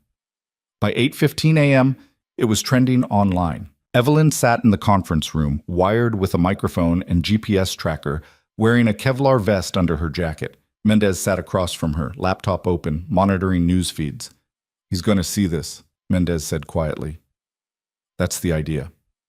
And if he doesn't take the bait? Then we wasted a day. But I don't think we will. At 8:47 a.m., Okafor's radio crackled. She stepped into the hallway, listened, then returned with her expression tight. We've got a hit. Security footage from a gas station in Littleton, 40 minutes south. Mail matching Cole's description, purchased fuel, and a prepaid phone at 7:30 a.m. Evelyn's pulse kicked up. He's coming. Maybe. Or he's running in the opposite direction. Either way, units are en route to the location. But Evelyn knew. She could feel it, the same way she'd felt incoming fire before the first round hit. Cole wasn't running anymore. He was done hiding. At 9:23 a.m., another update. A dark blue sedan, different plates, but same make and model as Cole's original vehicle, had been spotted on I-25 northbound, heading toward Denver. That's him, Okafor said. All units, suspect vehicle inbound. Maintain positions. Do not engage unless directly threatened. The room fell silent. Evelyn could hear her own heartbeat, steady and controlled. 72 beats per minute. Always 72. At 9:41 a.m., the sedan exited the highway 3 miles from the courthouse. At 9:56 a.m., it parked in a public lot 2 blocks away. Okafor's radio exploded with chatter, agents reporting positions, eyes on the vehicle, no movement yet. "He's sitting there," Okafor said, listening. "Engine off. Just sitting." "He's thinking," Evelyn said. "About what?" "Whether this is worth it." At 10:02 a.m., Cole got out of the car. Tactical teams reported his position in real time. Walking west on 17th Street, hands visible, no weapon drawn. Wearing a jacket, jeans, baseball cap pulled low, moving with purpose but not rushing. "He's heading for the courthouse," Okafor said. "All units, tighten perimeter. Do not let him inside." Evelyn stood, moved to the window. She couldn't see the street from this angle, but she imagined it. Cole walking toward the building, knowing he was surrounded, knowing this was likely a one-way trip. "What's he carrying?" she asked. Okafor listened to her radio. "Can't tell. Jacket's bulky. Could be concealing a weapon." "Or a vest." Okafor's eyes narrowed. "You think he's wired?" "I think he's desperate enough to try anything." At 10:06 a.m., Cole reached the courthouse steps. He stopped at the base, looked up at the building, and pulled something from his jacket. Every agent's weapon came up, but it wasn't a gun. It was a phone. He held it up, clearly visible, and typed something. Evelyn's phone buzzed. "I just want to talk, face to face. No guns, just us." She showed Okafor. "Absolutely not," the agent said immediately. "He's not going to shoot me in a federal building surrounded by agents." "You don't know that." "Yes, I do. He wants an audience. He wants to justify himself. That's what this whole thing has been about, proving he was right." Okafor shook her head. "If I let you near him and he hurts you, my career's over. If you don't, he'll disappear again, or he'll do something worse." Evelyn met her eyes. "Let me talk to him. Controlled. You're right there. First sign of trouble, you move in." Okafor looked like she wanted to argue, but she keyed her radio instead. "Stand by. Do not engage. Suspect is requesting contact with the witness." A voice crackled back. "SAC wants confirmation on protocol? Tell him we're proceeding with controlled contact. Agent Okafor supervising." Evelyn walked to the door. Mendez grabbed her arm. "Don't do this." "I have to." "No, you don't." "Yes, I do." Evelyn pulled free gently. "He needs to hear it from me. That he's finished. That this is over. Otherwise, he'll keep running, keep blaming, keep destroying." She walked out before Mendez could stop her. The hallway was empty except for tactical agents positioned at every exit. They watched her pass, weapons ready, faces grim. She took the stairs down to the main lobby. 8 flights, enough time to steady her breathing, to push emotion back into the locked compartment where it couldn't interfere. The lobby was a cathedral of marble and glass. Okafor met her at the bottom of the stairs, along with 4 agents in tactical gear. "He's outside," Okafor said. "We'll open the door, let him see you, but he doesn't come inside. You talk through the entrance. We're 10 feet behind you the entire time." "Fine." They moved to the main doors, reinforced glass, bulletproof, flanked by metal detectors and security stations. Through the glass, Evelyn could see Cole standing on the steps, hands at his sides, no visible weapon. He looked smaller than she remembered, thinner. His face was unshaven, eyes bloodshot, posture tense. He didn't look like a cop anymore. He looked like a man who'd run out of options. Okafor nodded to an agent who unlocked the door and pushed it open 6 inches. Cole's eyes locked onto Evelyn. For a moment, neither of them spoke. Then Cole took a step forward. Immediately, a dozen red laser dots appeared on his chest. "That's far enough," Okafor called. He stopped, raised his hand slightly. "I'm not armed. Keep your hands where we can see them." He did. His eyes never left Evelyn. "You came." "You didn't give me much choice," she said. "I gave you plenty of choices. You just kept making the wrong ones." "Wrong for who? You?" "Wrong for everyone." His voice cracked slightly. "You ruined my life." "I didn't ruin anything. You did. Every choice that led here was yours. I was doing my job." "No. You were abusing your authority. There's a difference." Cole's jaw tightened. "You don't know what it's like. Every day dealing with people who lie, who hide, who treat you like the enemy. You get paranoid. You start seeing threats everywhere. That's not an excuse. I'm not making excuses. I'm explaining. I don't care about your explanation. I care about the people you hurt, the stops you made without cause, the searches you conducted illegally, the lives you disrupted because you couldn't handle the possibility that you were wrong. I wasn't wrong about you. Yes, you were. I was a nurse helping a patient, that's it. But you couldn't accept that because it didn't fit the narrative you'd built in your head. Cole's hands dropped slightly. The laser dots tracked the movement. I lost everything because of you. You lost everything because of you. I just refused to pretend it was okay. You could have dropped it, moved on, let it go. And let you do it to someone else? No. So this is justice? Destroying me? Evelyn stepped closer to the door, close enough that only the glass separated them. Justice is you being held accountable. That's not destruction, that's consequence. Cole's expression twisted. You think you're the hero here? I think I'm someone who refused to be your victim. You are a victim, you just don't know it yet. He reached into his jacket. Every agent moved, weapons raised, voices shouting. Evelyn didn't flinch. She watched Cole's hand emerge, not with a gun, but with an envelope. Don't move, Okafor commanded. Cole held the envelope up. It's just paper, evidence you should see.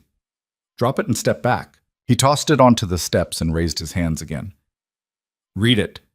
Then tell me who the real villain is. An agent moved forward, retrieved the envelope carefully, brought it to Okafor.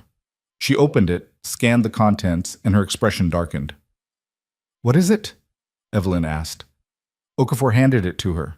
Inside were printouts, emails time-stamped and authenticated. Correspondence between Chief Daniels and Internal Affairs, dating back 18 months. Evelyn read the first one. From Chief M. Daniels to IA Supervisor, R. Garrett. Subject: Officer Cole. Complaints Rick. Another complaint came in about Cole. Same pattern. Unlawful stop, excessive search.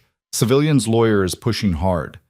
I need this buried. We can't afford another PR disaster right now. Reassign the complaint to training review. Cite officer discretion. Let's move on. She read the next. From Chief M. Daniels to a supervisor. R. Garrett. Subject: Cole. Follow-up. Fourth complaint this year. I know. But terminating him opens us up to wrongful termination suits, and his union rep is aggressive. Easier to keep him on, watch him close, and hope he retires early. Make this one go away too. There were 6 more emails, all showing the same pattern. Daniels knew. He'd known for over a year that Cole was a problem, and he'd actively covered it up. Evelyn looked up at Cole, who was watching her with something like vindication in his eyes. They protected me, he said, for years, because firing me was harder than hiding what I did. So tell me, who's the villain? Me or the system that let me operate? Evelyn's hands tightened on the papers. Both. Fair enough. Cole's voice was quieter now, almost resigned. But you went after me, not them, not Daniels, not the department, just me. You're the one who stopped me, because they trained me to. Okafor stepped forward. Officer Cole, you're under arrest. Turn around, hands behind your back. Cole didn't move. I'm not going to prison. That's not your decision. Yeah, it is. He took a step backward toward the street. Stop moving. Another step. I'm done. Cole? He turned and ran. Tactical agents flooded out of the building. Evelyn saw it unfold in slow motion. Cole sprinting down the steps, agents in pursuit, laser sights tracking his movement. He reached the sidewalk, veered left, heading for the parking lot where he'd left his car. He didn't make it. An unmarked van screeched to a halt in front of him, blocking his path. Agents poured out. Cole tried to reverse direction, but there were more behind him. He was surrounded in seconds. Hands up! Get on the ground! He stood frozen, breathing hard, surrounded by drawn weapons and shouted commands. For a moment, Evelyn thought he might comply. Might finally surrender. Then his hand moved toward his waistband. Every weapon discharged at once. Cole dropped. Evelyn's ears rang from the gunfire. She couldn't see past the crowd of agents, but she didn't need to. She knew what had happened. Okafor grabbed her arm, pulled her back inside. Don't look. But Evelyn had already seen. had already cataloged the scene with the clinical detachment of someone who'd treated too many gunshot wounds to be shocked by them anymore. Medics rushed forward. Agents secured the area. Okafor was on her radio, coordinating response. Mendez appeared at Evelyn's side, face pale. Is he... I don't know. They waited. The minutes stretched. Then an agent emerged from the crowd and approached Okafor, spoke quietly. Okafor's shoulders dropped. She turned to Evelyn. He's alive. Critical, but stable. They're transporting him now. Evelyn nodded. She didn't feel relief. Didn't feel triumph. Just exhaustion. What was he reaching for? She asked. Okafor hesitated, then pulled out an evidence bag. Inside was a small black object, not a gun, a voice recorder. He was recording, Okafor said quietly, the whole conversation, probably planned to release it as some kind of manifesto. Evelyn stared at the recorder. Even in his final moments, Cole had been trying to control the narrative, to justify himself, to shift blame. What about the emails? She asked. Okafor's expression hardened. We'll verify them. If they're authentic, and they look authentic, Chief Daniels is finished. He knew. For over a year, he knew Cole was dirty, and he covered it up. Which makes him complicit, and that's a federal crime. Within 3 hours, Daniels was in custody. The emails were verified. Media exploded. The story wasn't just about one bad cop anymore. It was about institutional corruption, about a chief who'd prioritized optics over accountability, about a system that protected abusers until someone forced them to stop. Evelyn gave her deposition that afternoon, 4 hours of questions, recorded and transcribed. She walked Webb through everything, the stop, the search, the escalation, the aftermath.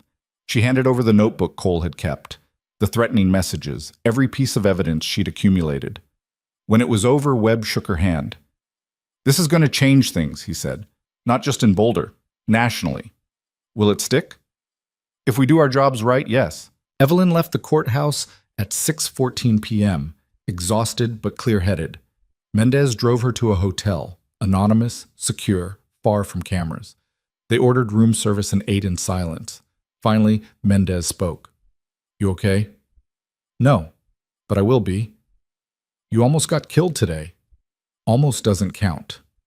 Evelyn, I know it was reckless, but it worked. This time. Next time, you might not be so lucky. Evelyn set down her fork. There won't be a next time. Cole's in custody. Daniels is facing charges. The system's being torn apart and rebuilt. This is over. Is it? The question hung in the air, because Mendez was right. Cole was just one officer. Daniels was just one chief. The emails had exposed a culture of protection and cover-up that went deeper than either of them. Evelyn's phone buzzed. A text from Okafor. Cole's in surgery. Doctors say he'll survive. And when he wakes up, he's going to face every charge we can throw at him. Another text followed. You did good today. Not many people would have had the guts to face him. Evelyn didn't respond. She just turned off her phone and stared out the hotel window at the Denver skyline. Somewhere in the city, Ryan Cole was fighting for his life on an operating table. Chief Daniels was sitting in a federal holding cell, and 43 people whose names had been in Cole's notebook were about to learn they'd been targeted by a cop who'd operated unchecked for years. Justice was slow, messy, incomplete. But it was happening. 2 days later, Evelyn received a call from an attorney representing the Boulder County Sheriff's Department. Ms. Carter, we'd like to offer a formal settlement, full financial compensation, public apology, policy reforms, and a commitment to federal oversight. How much? $450,000. It was more than the original offer, more than she'd expected. I'll consider it, she said. There's one condition. Of course there is. You agree not to pursue further civil action against the department or its employees. Evelyn was quiet for a long moment. I'll get back to you. She hung up and called Mendez. They're trying to buy your silence, Mendez said immediately. I know. So what do you want to do? Evelyn thought about Maya, the diabetic student who'd been terrorized in her own apartment, about the 27 confirmed victims in Cole's notebook, about every person who'd been stopped, searched, and humiliated without cause. I want them to pay for all of it, not just me. That's going to take years, multiple lawsuits, public trials. Then that's what it takes. Mendez was silent, then laughed quietly. You're exhausting. I've been told. Over the next week, more victims came forward. Maya filed her own lawsuit. 3 others from Cole's notebook hired attorneys. The DOJ announced a pattern and practice investigation into the entire Boulder County Sheriff's Department. Cole survived surgery but was charged with attempted murder of federal agents, unlawful use of explosives, and 17 counts of civil rights violations. His bail was denied. Chief Daniels was charged with obstruction of justice and conspiracy to deprive citizens of their civil rights. He resigned in disgrace. And Evelyn returned to work, not at Redwood General. They'd burned that bridge. But a smaller hospital in Denver reached out, a place that served underserved communities and needed experienced ICU nurses who weren't afraid of complicated situations. She started on a Monday. No fanfare, no media, just scrubs, a stethoscope, and the quiet purpose of keeping people alive. On her second day, a patient in Bay 4 coded. Evelyn ran the resuscitation, clear, methodical, efficient.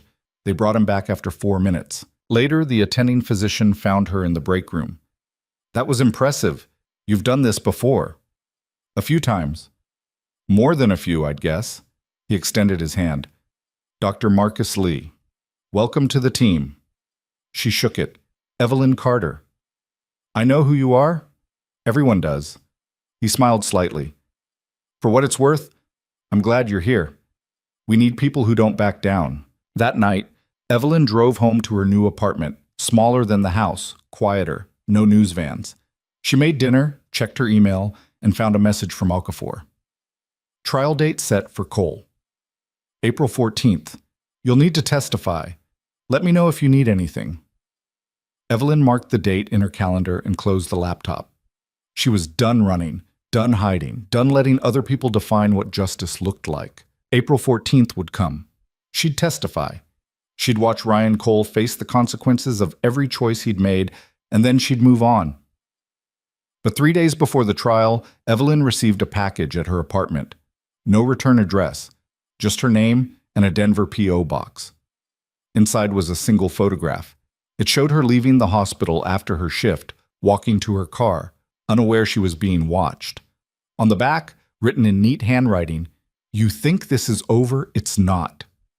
D. Evelyn stared at the photograph, then at the single letter on the back. D. Not Cole. He was in federal custody, his communications monitored. Someone else. Someone who'd been watching her, following her, waiting. She called Okafor immediately. I need you to see something. 20 minutes later, Okafor stood in Evelyn's apartment, holding the photo in gloved hands, her expression darker than Evelyn had ever seen it. This came today? An hour ago. Postmarked from where? Evelyn showed her the envelope. Denver, 2 days ago. Okafor bagged the evidence, then pulled out her phone and made a call. I need forensics on a package. Possible threat against a federal witness. Also run surveillance footage from... She glanced at Evelyn. What's your building's address? Evelyn provided it. Okafor relayed the information, hung up, then turned back to her. Who's D? I don't know. Think. Anyone from the department? Someone connected to Cole or Daniels? Evelyn's mind raced through names, faces, people who'd appeared in the investigation. Then it hit her. Not a name she'd heard, but one she'd seen. In the emails Daniels had sent to Internal Affairs. Rick Garrett, she said slowly. A supervisor, the one Daniels kept asking to bury complaints. Okafor's eyes sharpened. Middle name? I don't know, but if he's been covering for Cole all this time and now everything's coming out, he's desperate. Okafor was already typing on her phone. I'm pulling his file now. She scrolled through whatever database she'd accessed, then stopped. Richard Dean Garrett. Goes by Dean with family and close friends. D. He knew Cole, Evelyn said, worked with him for years, protected him, and now Cole's facing life in prison, Daniels is finished, and the entire department's under federal investigation. So Garrett's next on the list, which means he has motive to silence you before trial. Okafor keyed her radio. All units, be advised we have a credible threat against witness Carter. Suspect possibly Richard Dean Garrett, Internal Affairs Supervisor, Boulder County Sheriff's Department. Treat as armed and dangerous. She turned back to Evelyn. You're not staying here. I'm not running again. This isn't running. This is tactical withdrawal until we locate Garrett and confirm he's not a threat. He is a threat. That's why he sent the photo. Then let us handle it. Like you handled Cole? Okafor's expression hardened. Cole walked into a federal building surrounded by tactical teams and still nearly killed you. I'm not making that mistake twice. Before Evelyn could argue, her phone rang.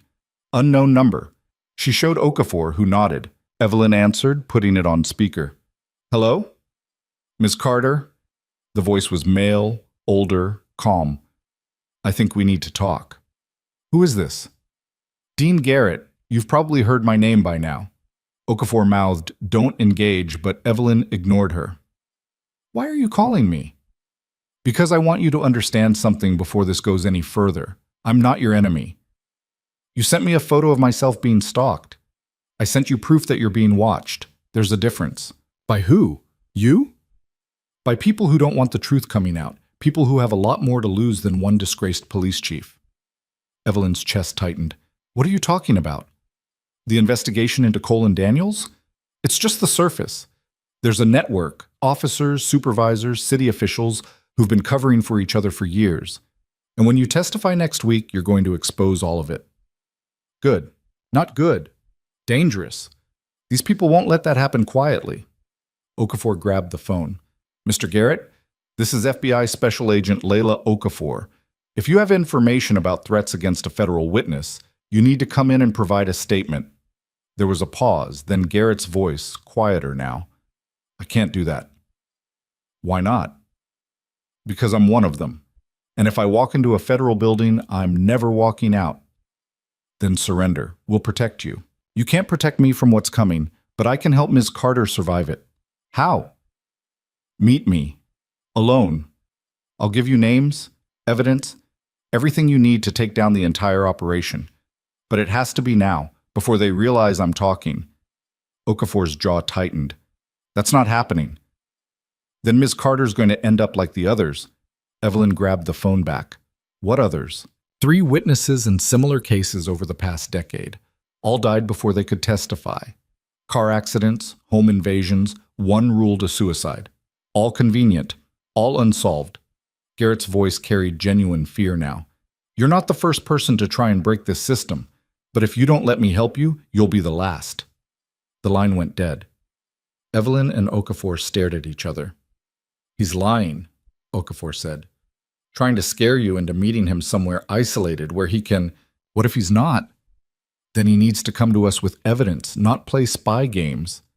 He won't. You heard him. He's scared. So are you, which is why you're not meeting him. Evelyn set the phone down carefully. 3 witnesses, dead. How do we know that's not true? Okafor hesitated, then pulled out her phone and made another call. I need case files on any witness deaths in civil rights cases against law enforcement in Colorado over the past 10 years. Cross-reference with Boulder County. She waited, listening. Her expression shifted, just slightly, but enough for Evelyn to notice. How many? Okafor asked quietly. A pause. Send me everything. She hung up and looked at Evelyn. 4 cases, not 3. 4 witnesses who died under questionable circumstances before trial. One was ruled accidental drowning. Another fell downstairs in her own home. 3rd was a hit and run. 4th was carbon monoxide poisoning, garage door mysteriously left closed. Evelyn's blood ran cold. Garrett wasn't lying. He wasn't telling the whole truth either. He's implicated in at least 2 of those cases, signed off on the investigations, helped close them without further inquiry. So he's guilty. Yes, but that doesn't mean he's wrong about the threat you're facing. What do we do? Okafor was silent for a long moment, weighing options. Then she made a decision. We set up a meet.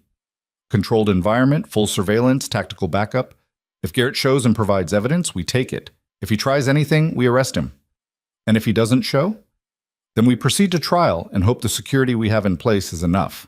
The meet was set for the next evening, a public park in Aurora, chosen because it offered clear sight lines and multiple exit points. Evelyn would sit on a specific bench near the pond. Garrett would approach. Undercover agents would be positioned throughout the park, close enough to intervene, but distant enough not to spook him. Evelyn spent the day before in the hotel room Okafor had moved her to, reviewing case files and trying not to think about the 4 dead witnesses. She'd faced danger before, in war zones, in emergency rooms, in parking lots, confronting armed cops. But this felt different, premeditated, calculated. Mendez arrived that afternoon with coffee and a grim expression.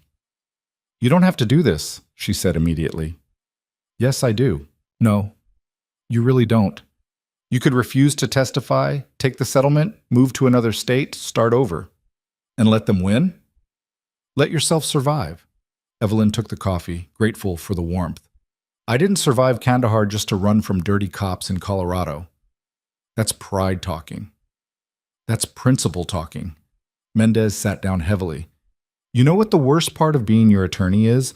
Watching you make the right choice for all the wrong reasons." "What's the wrong reason?" "Thinking you have to fix everything broken in the system because you're the only one brave enough to try." Evelyn was quiet. Because Mendez wasn't entirely wrong. Part of her drive, the part that had pushed her through army training, through combat deployments, through every impossible situation, came from a belief that if she didn't act, no one would. "Maybe that's true," she said finally, "but it doesn't change what needs to happen. It changes whether you survive it." The park was nearly empty when Evelyn arrived at 6:47 p.m., 13 minutes early. The sun was setting, casting long shadows across the grass. She sat on the designated bench, hands in her lap, breathing controlled. 72 beats per minute. Okafor's voice came through the hidden earpiece. "We have eyes on you.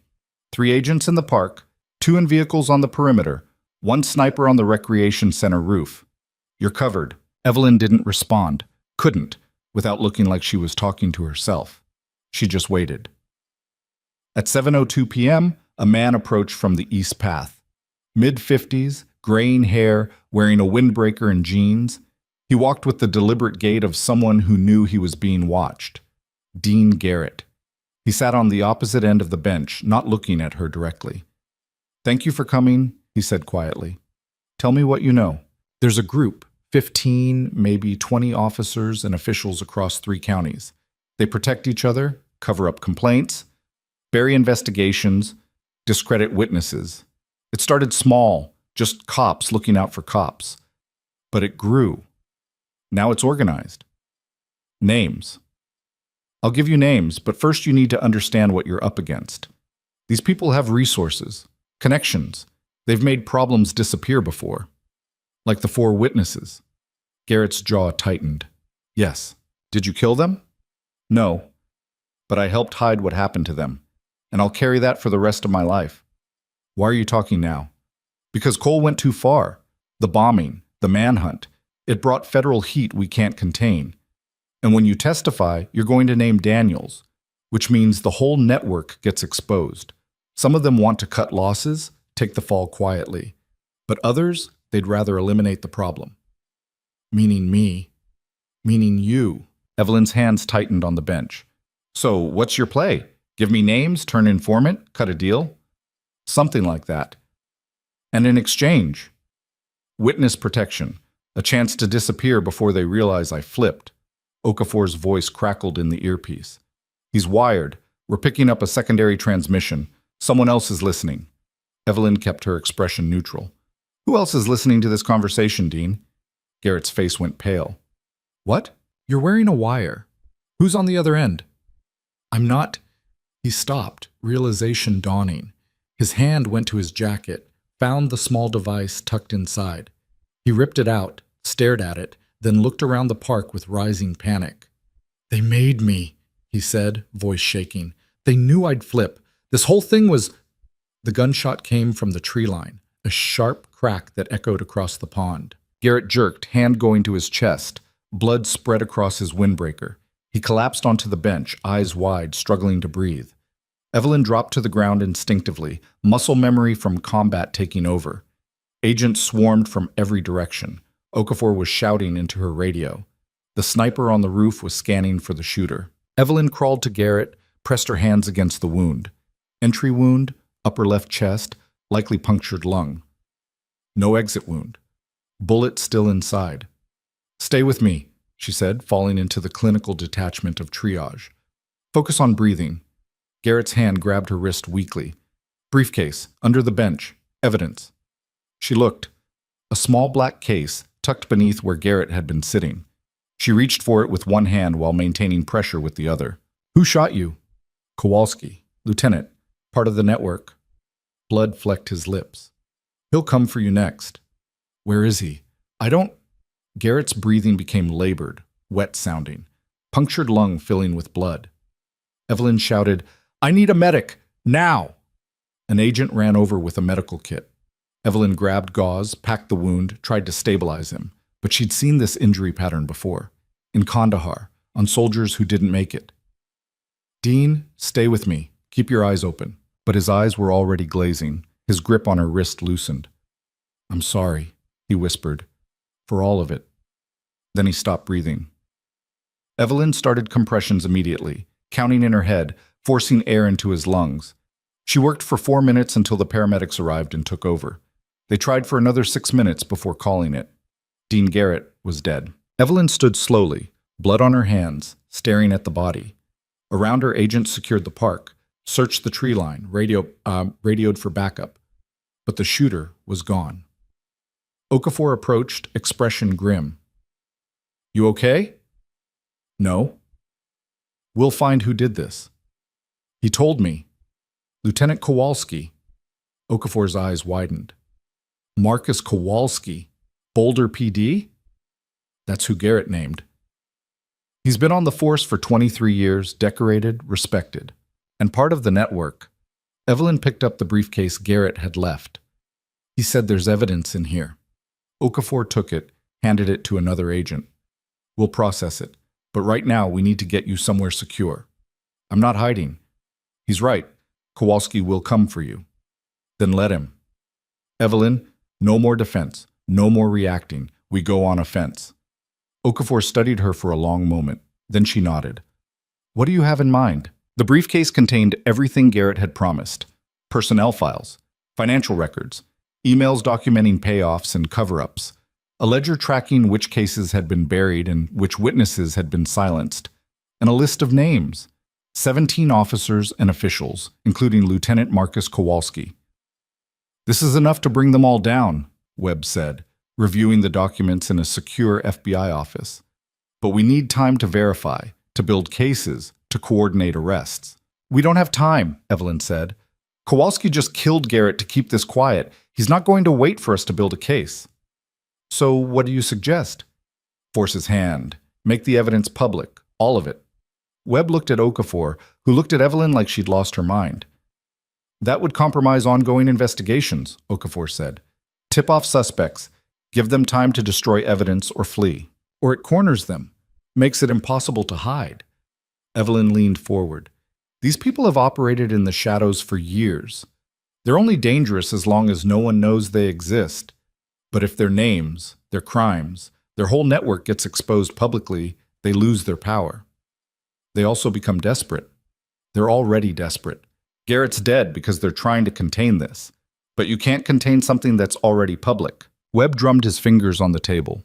It's risky. Everything about this has been risky. He looked at Okafor. Your call. Okafor was silent for a long time. Then she pulled out her phone. I'll need approval from the SAC and DOJ. This goes public. It's going to be a media firestorm. Good, Evelyn said. Let it burn. Within 18 hours, the documents were released to major news outlets. By the next morning, every network was running the story. Names, photos, allegations. The entire scope of the corruption network laid bare. Lieutenant Marcus Kowalski's face was on every screen, identified as a suspect in Garrett's murder and a key figure in the cover-up network. The public reaction was immediate and explosive. Protests outside police departments, calls for mass resignations.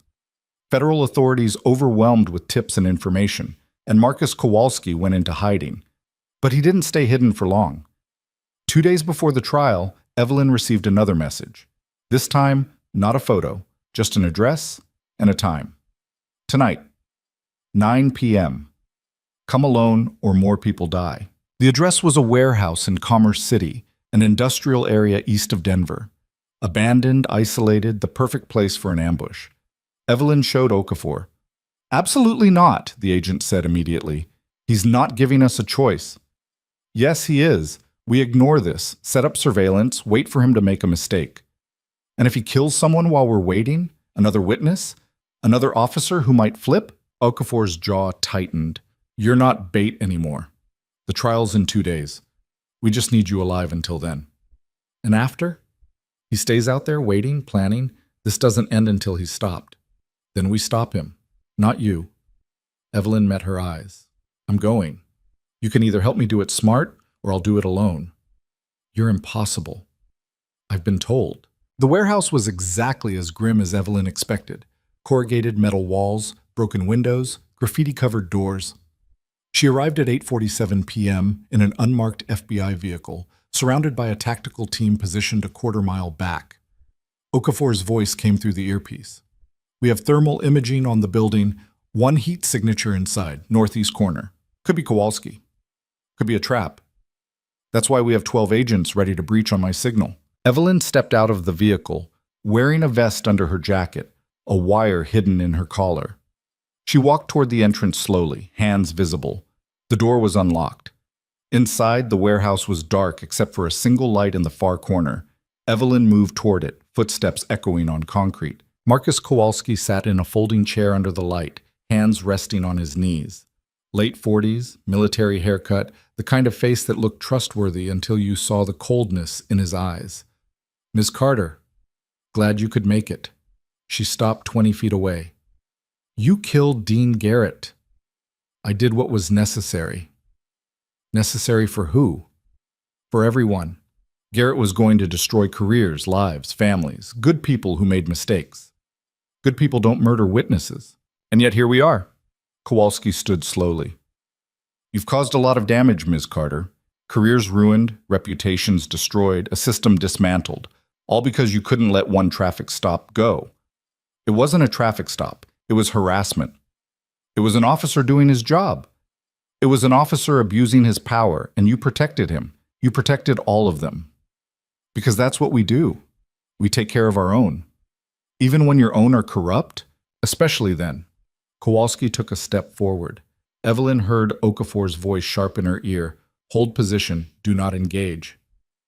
You know what your problem is, Kowalski continued. You think you're special. Think because you served overseas, because you saved some lives, you're above the rest of us. But you're not. You're just another civilian who doesn't understand what it takes to keep people safe. I understand perfectly. What I don't understand is how you justify murder. I don't justify it. I accept it.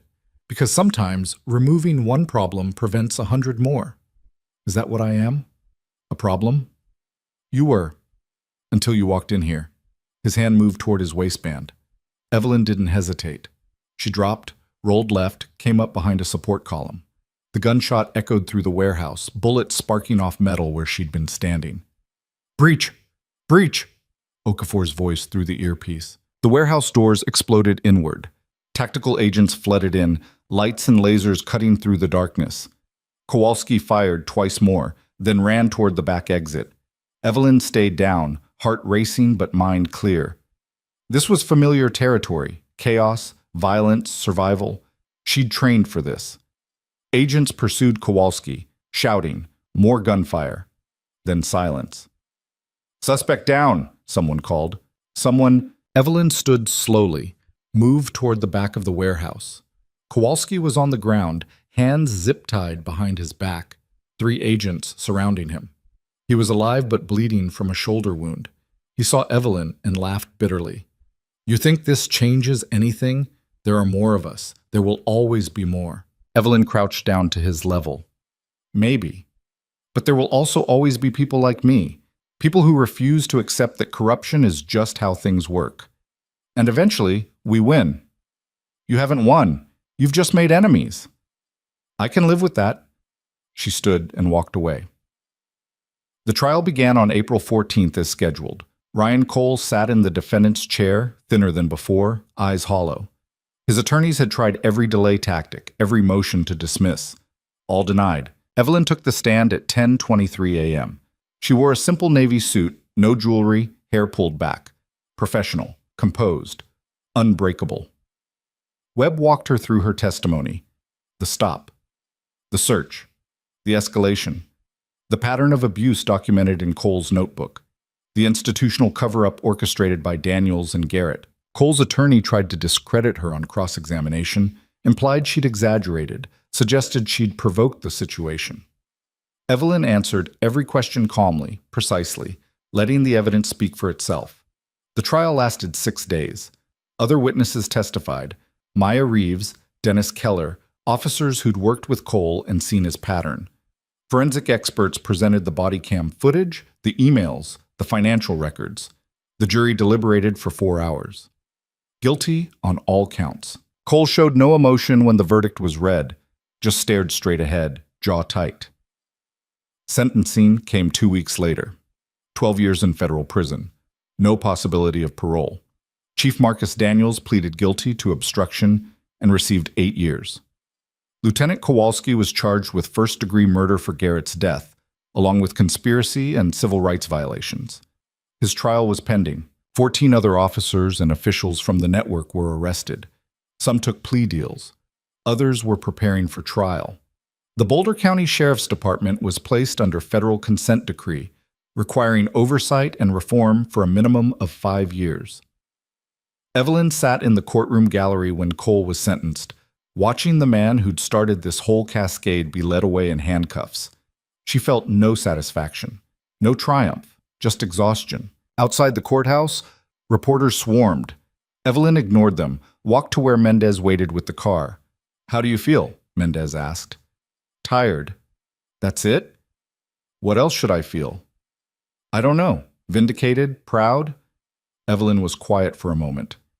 "I feel like I did what needed to be done." "That's enough." They drove back to Denver in silence. Evelyn stared out the window at the city passing by.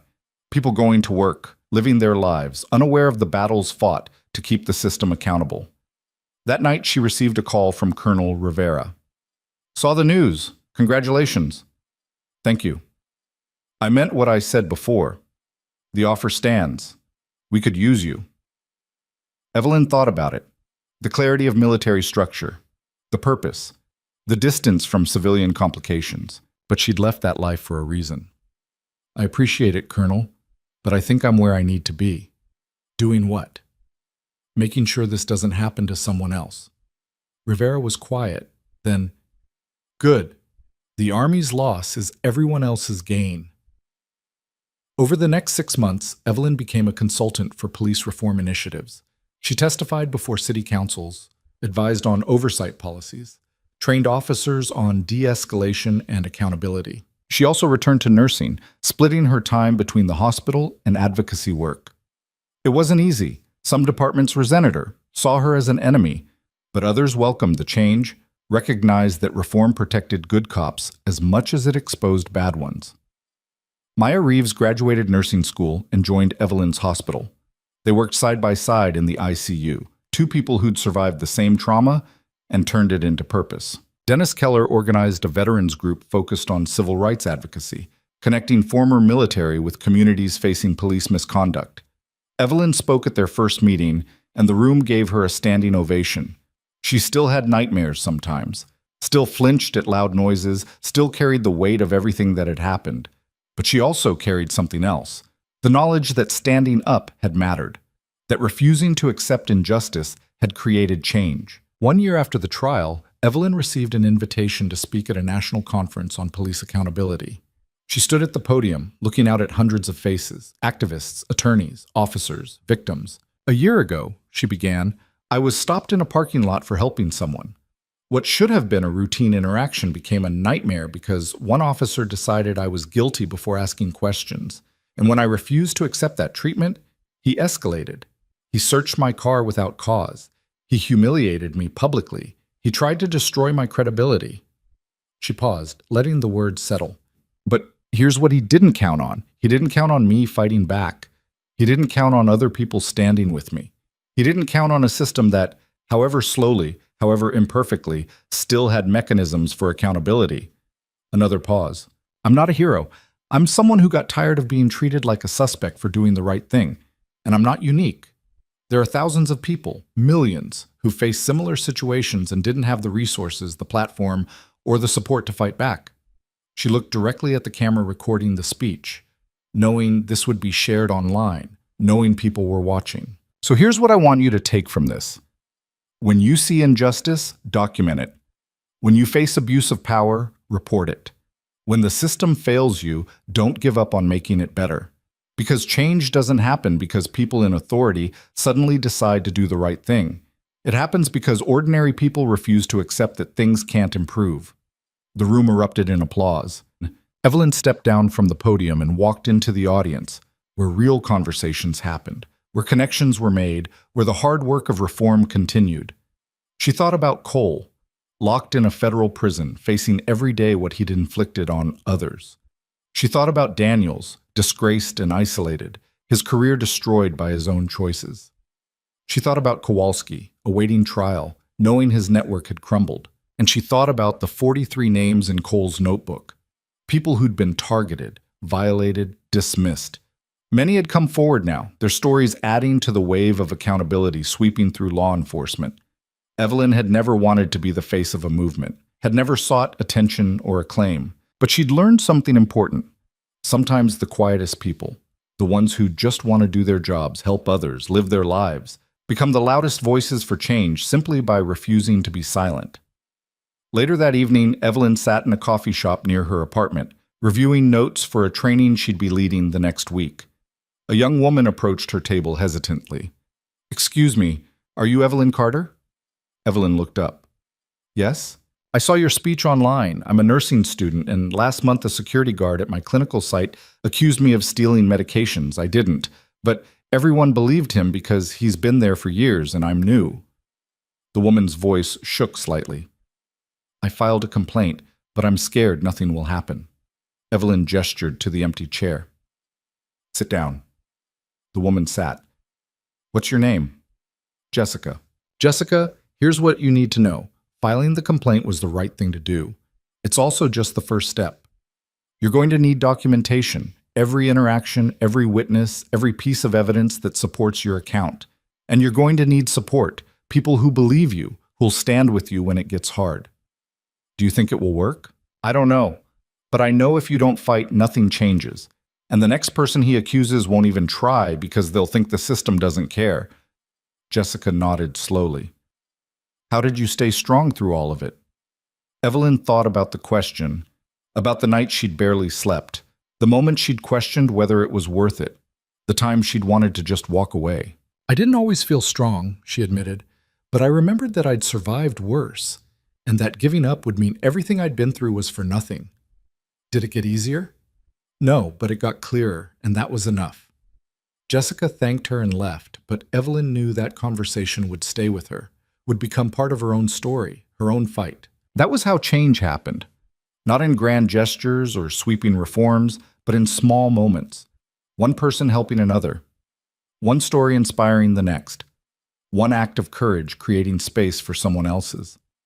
Evelyn packed up her notes and walked home through the Denver evening. The city lights reflected off the mountains in the distance, and for the first time in over a year, she felt something close to peace. Not because everything was resolved, not because the system was fixed, but because she'd proven something important to herself and to everyone watching. That power without accountability was just tyranny with a badge. That silence in the face of injustice was complicity, and that ordinary people, when pushed far enough, could move mountains. She'd been underestimated, dismissed, targeted, and threatened, but she was still standing. And that, more than any verdict or settlement, was the victory that mattered most.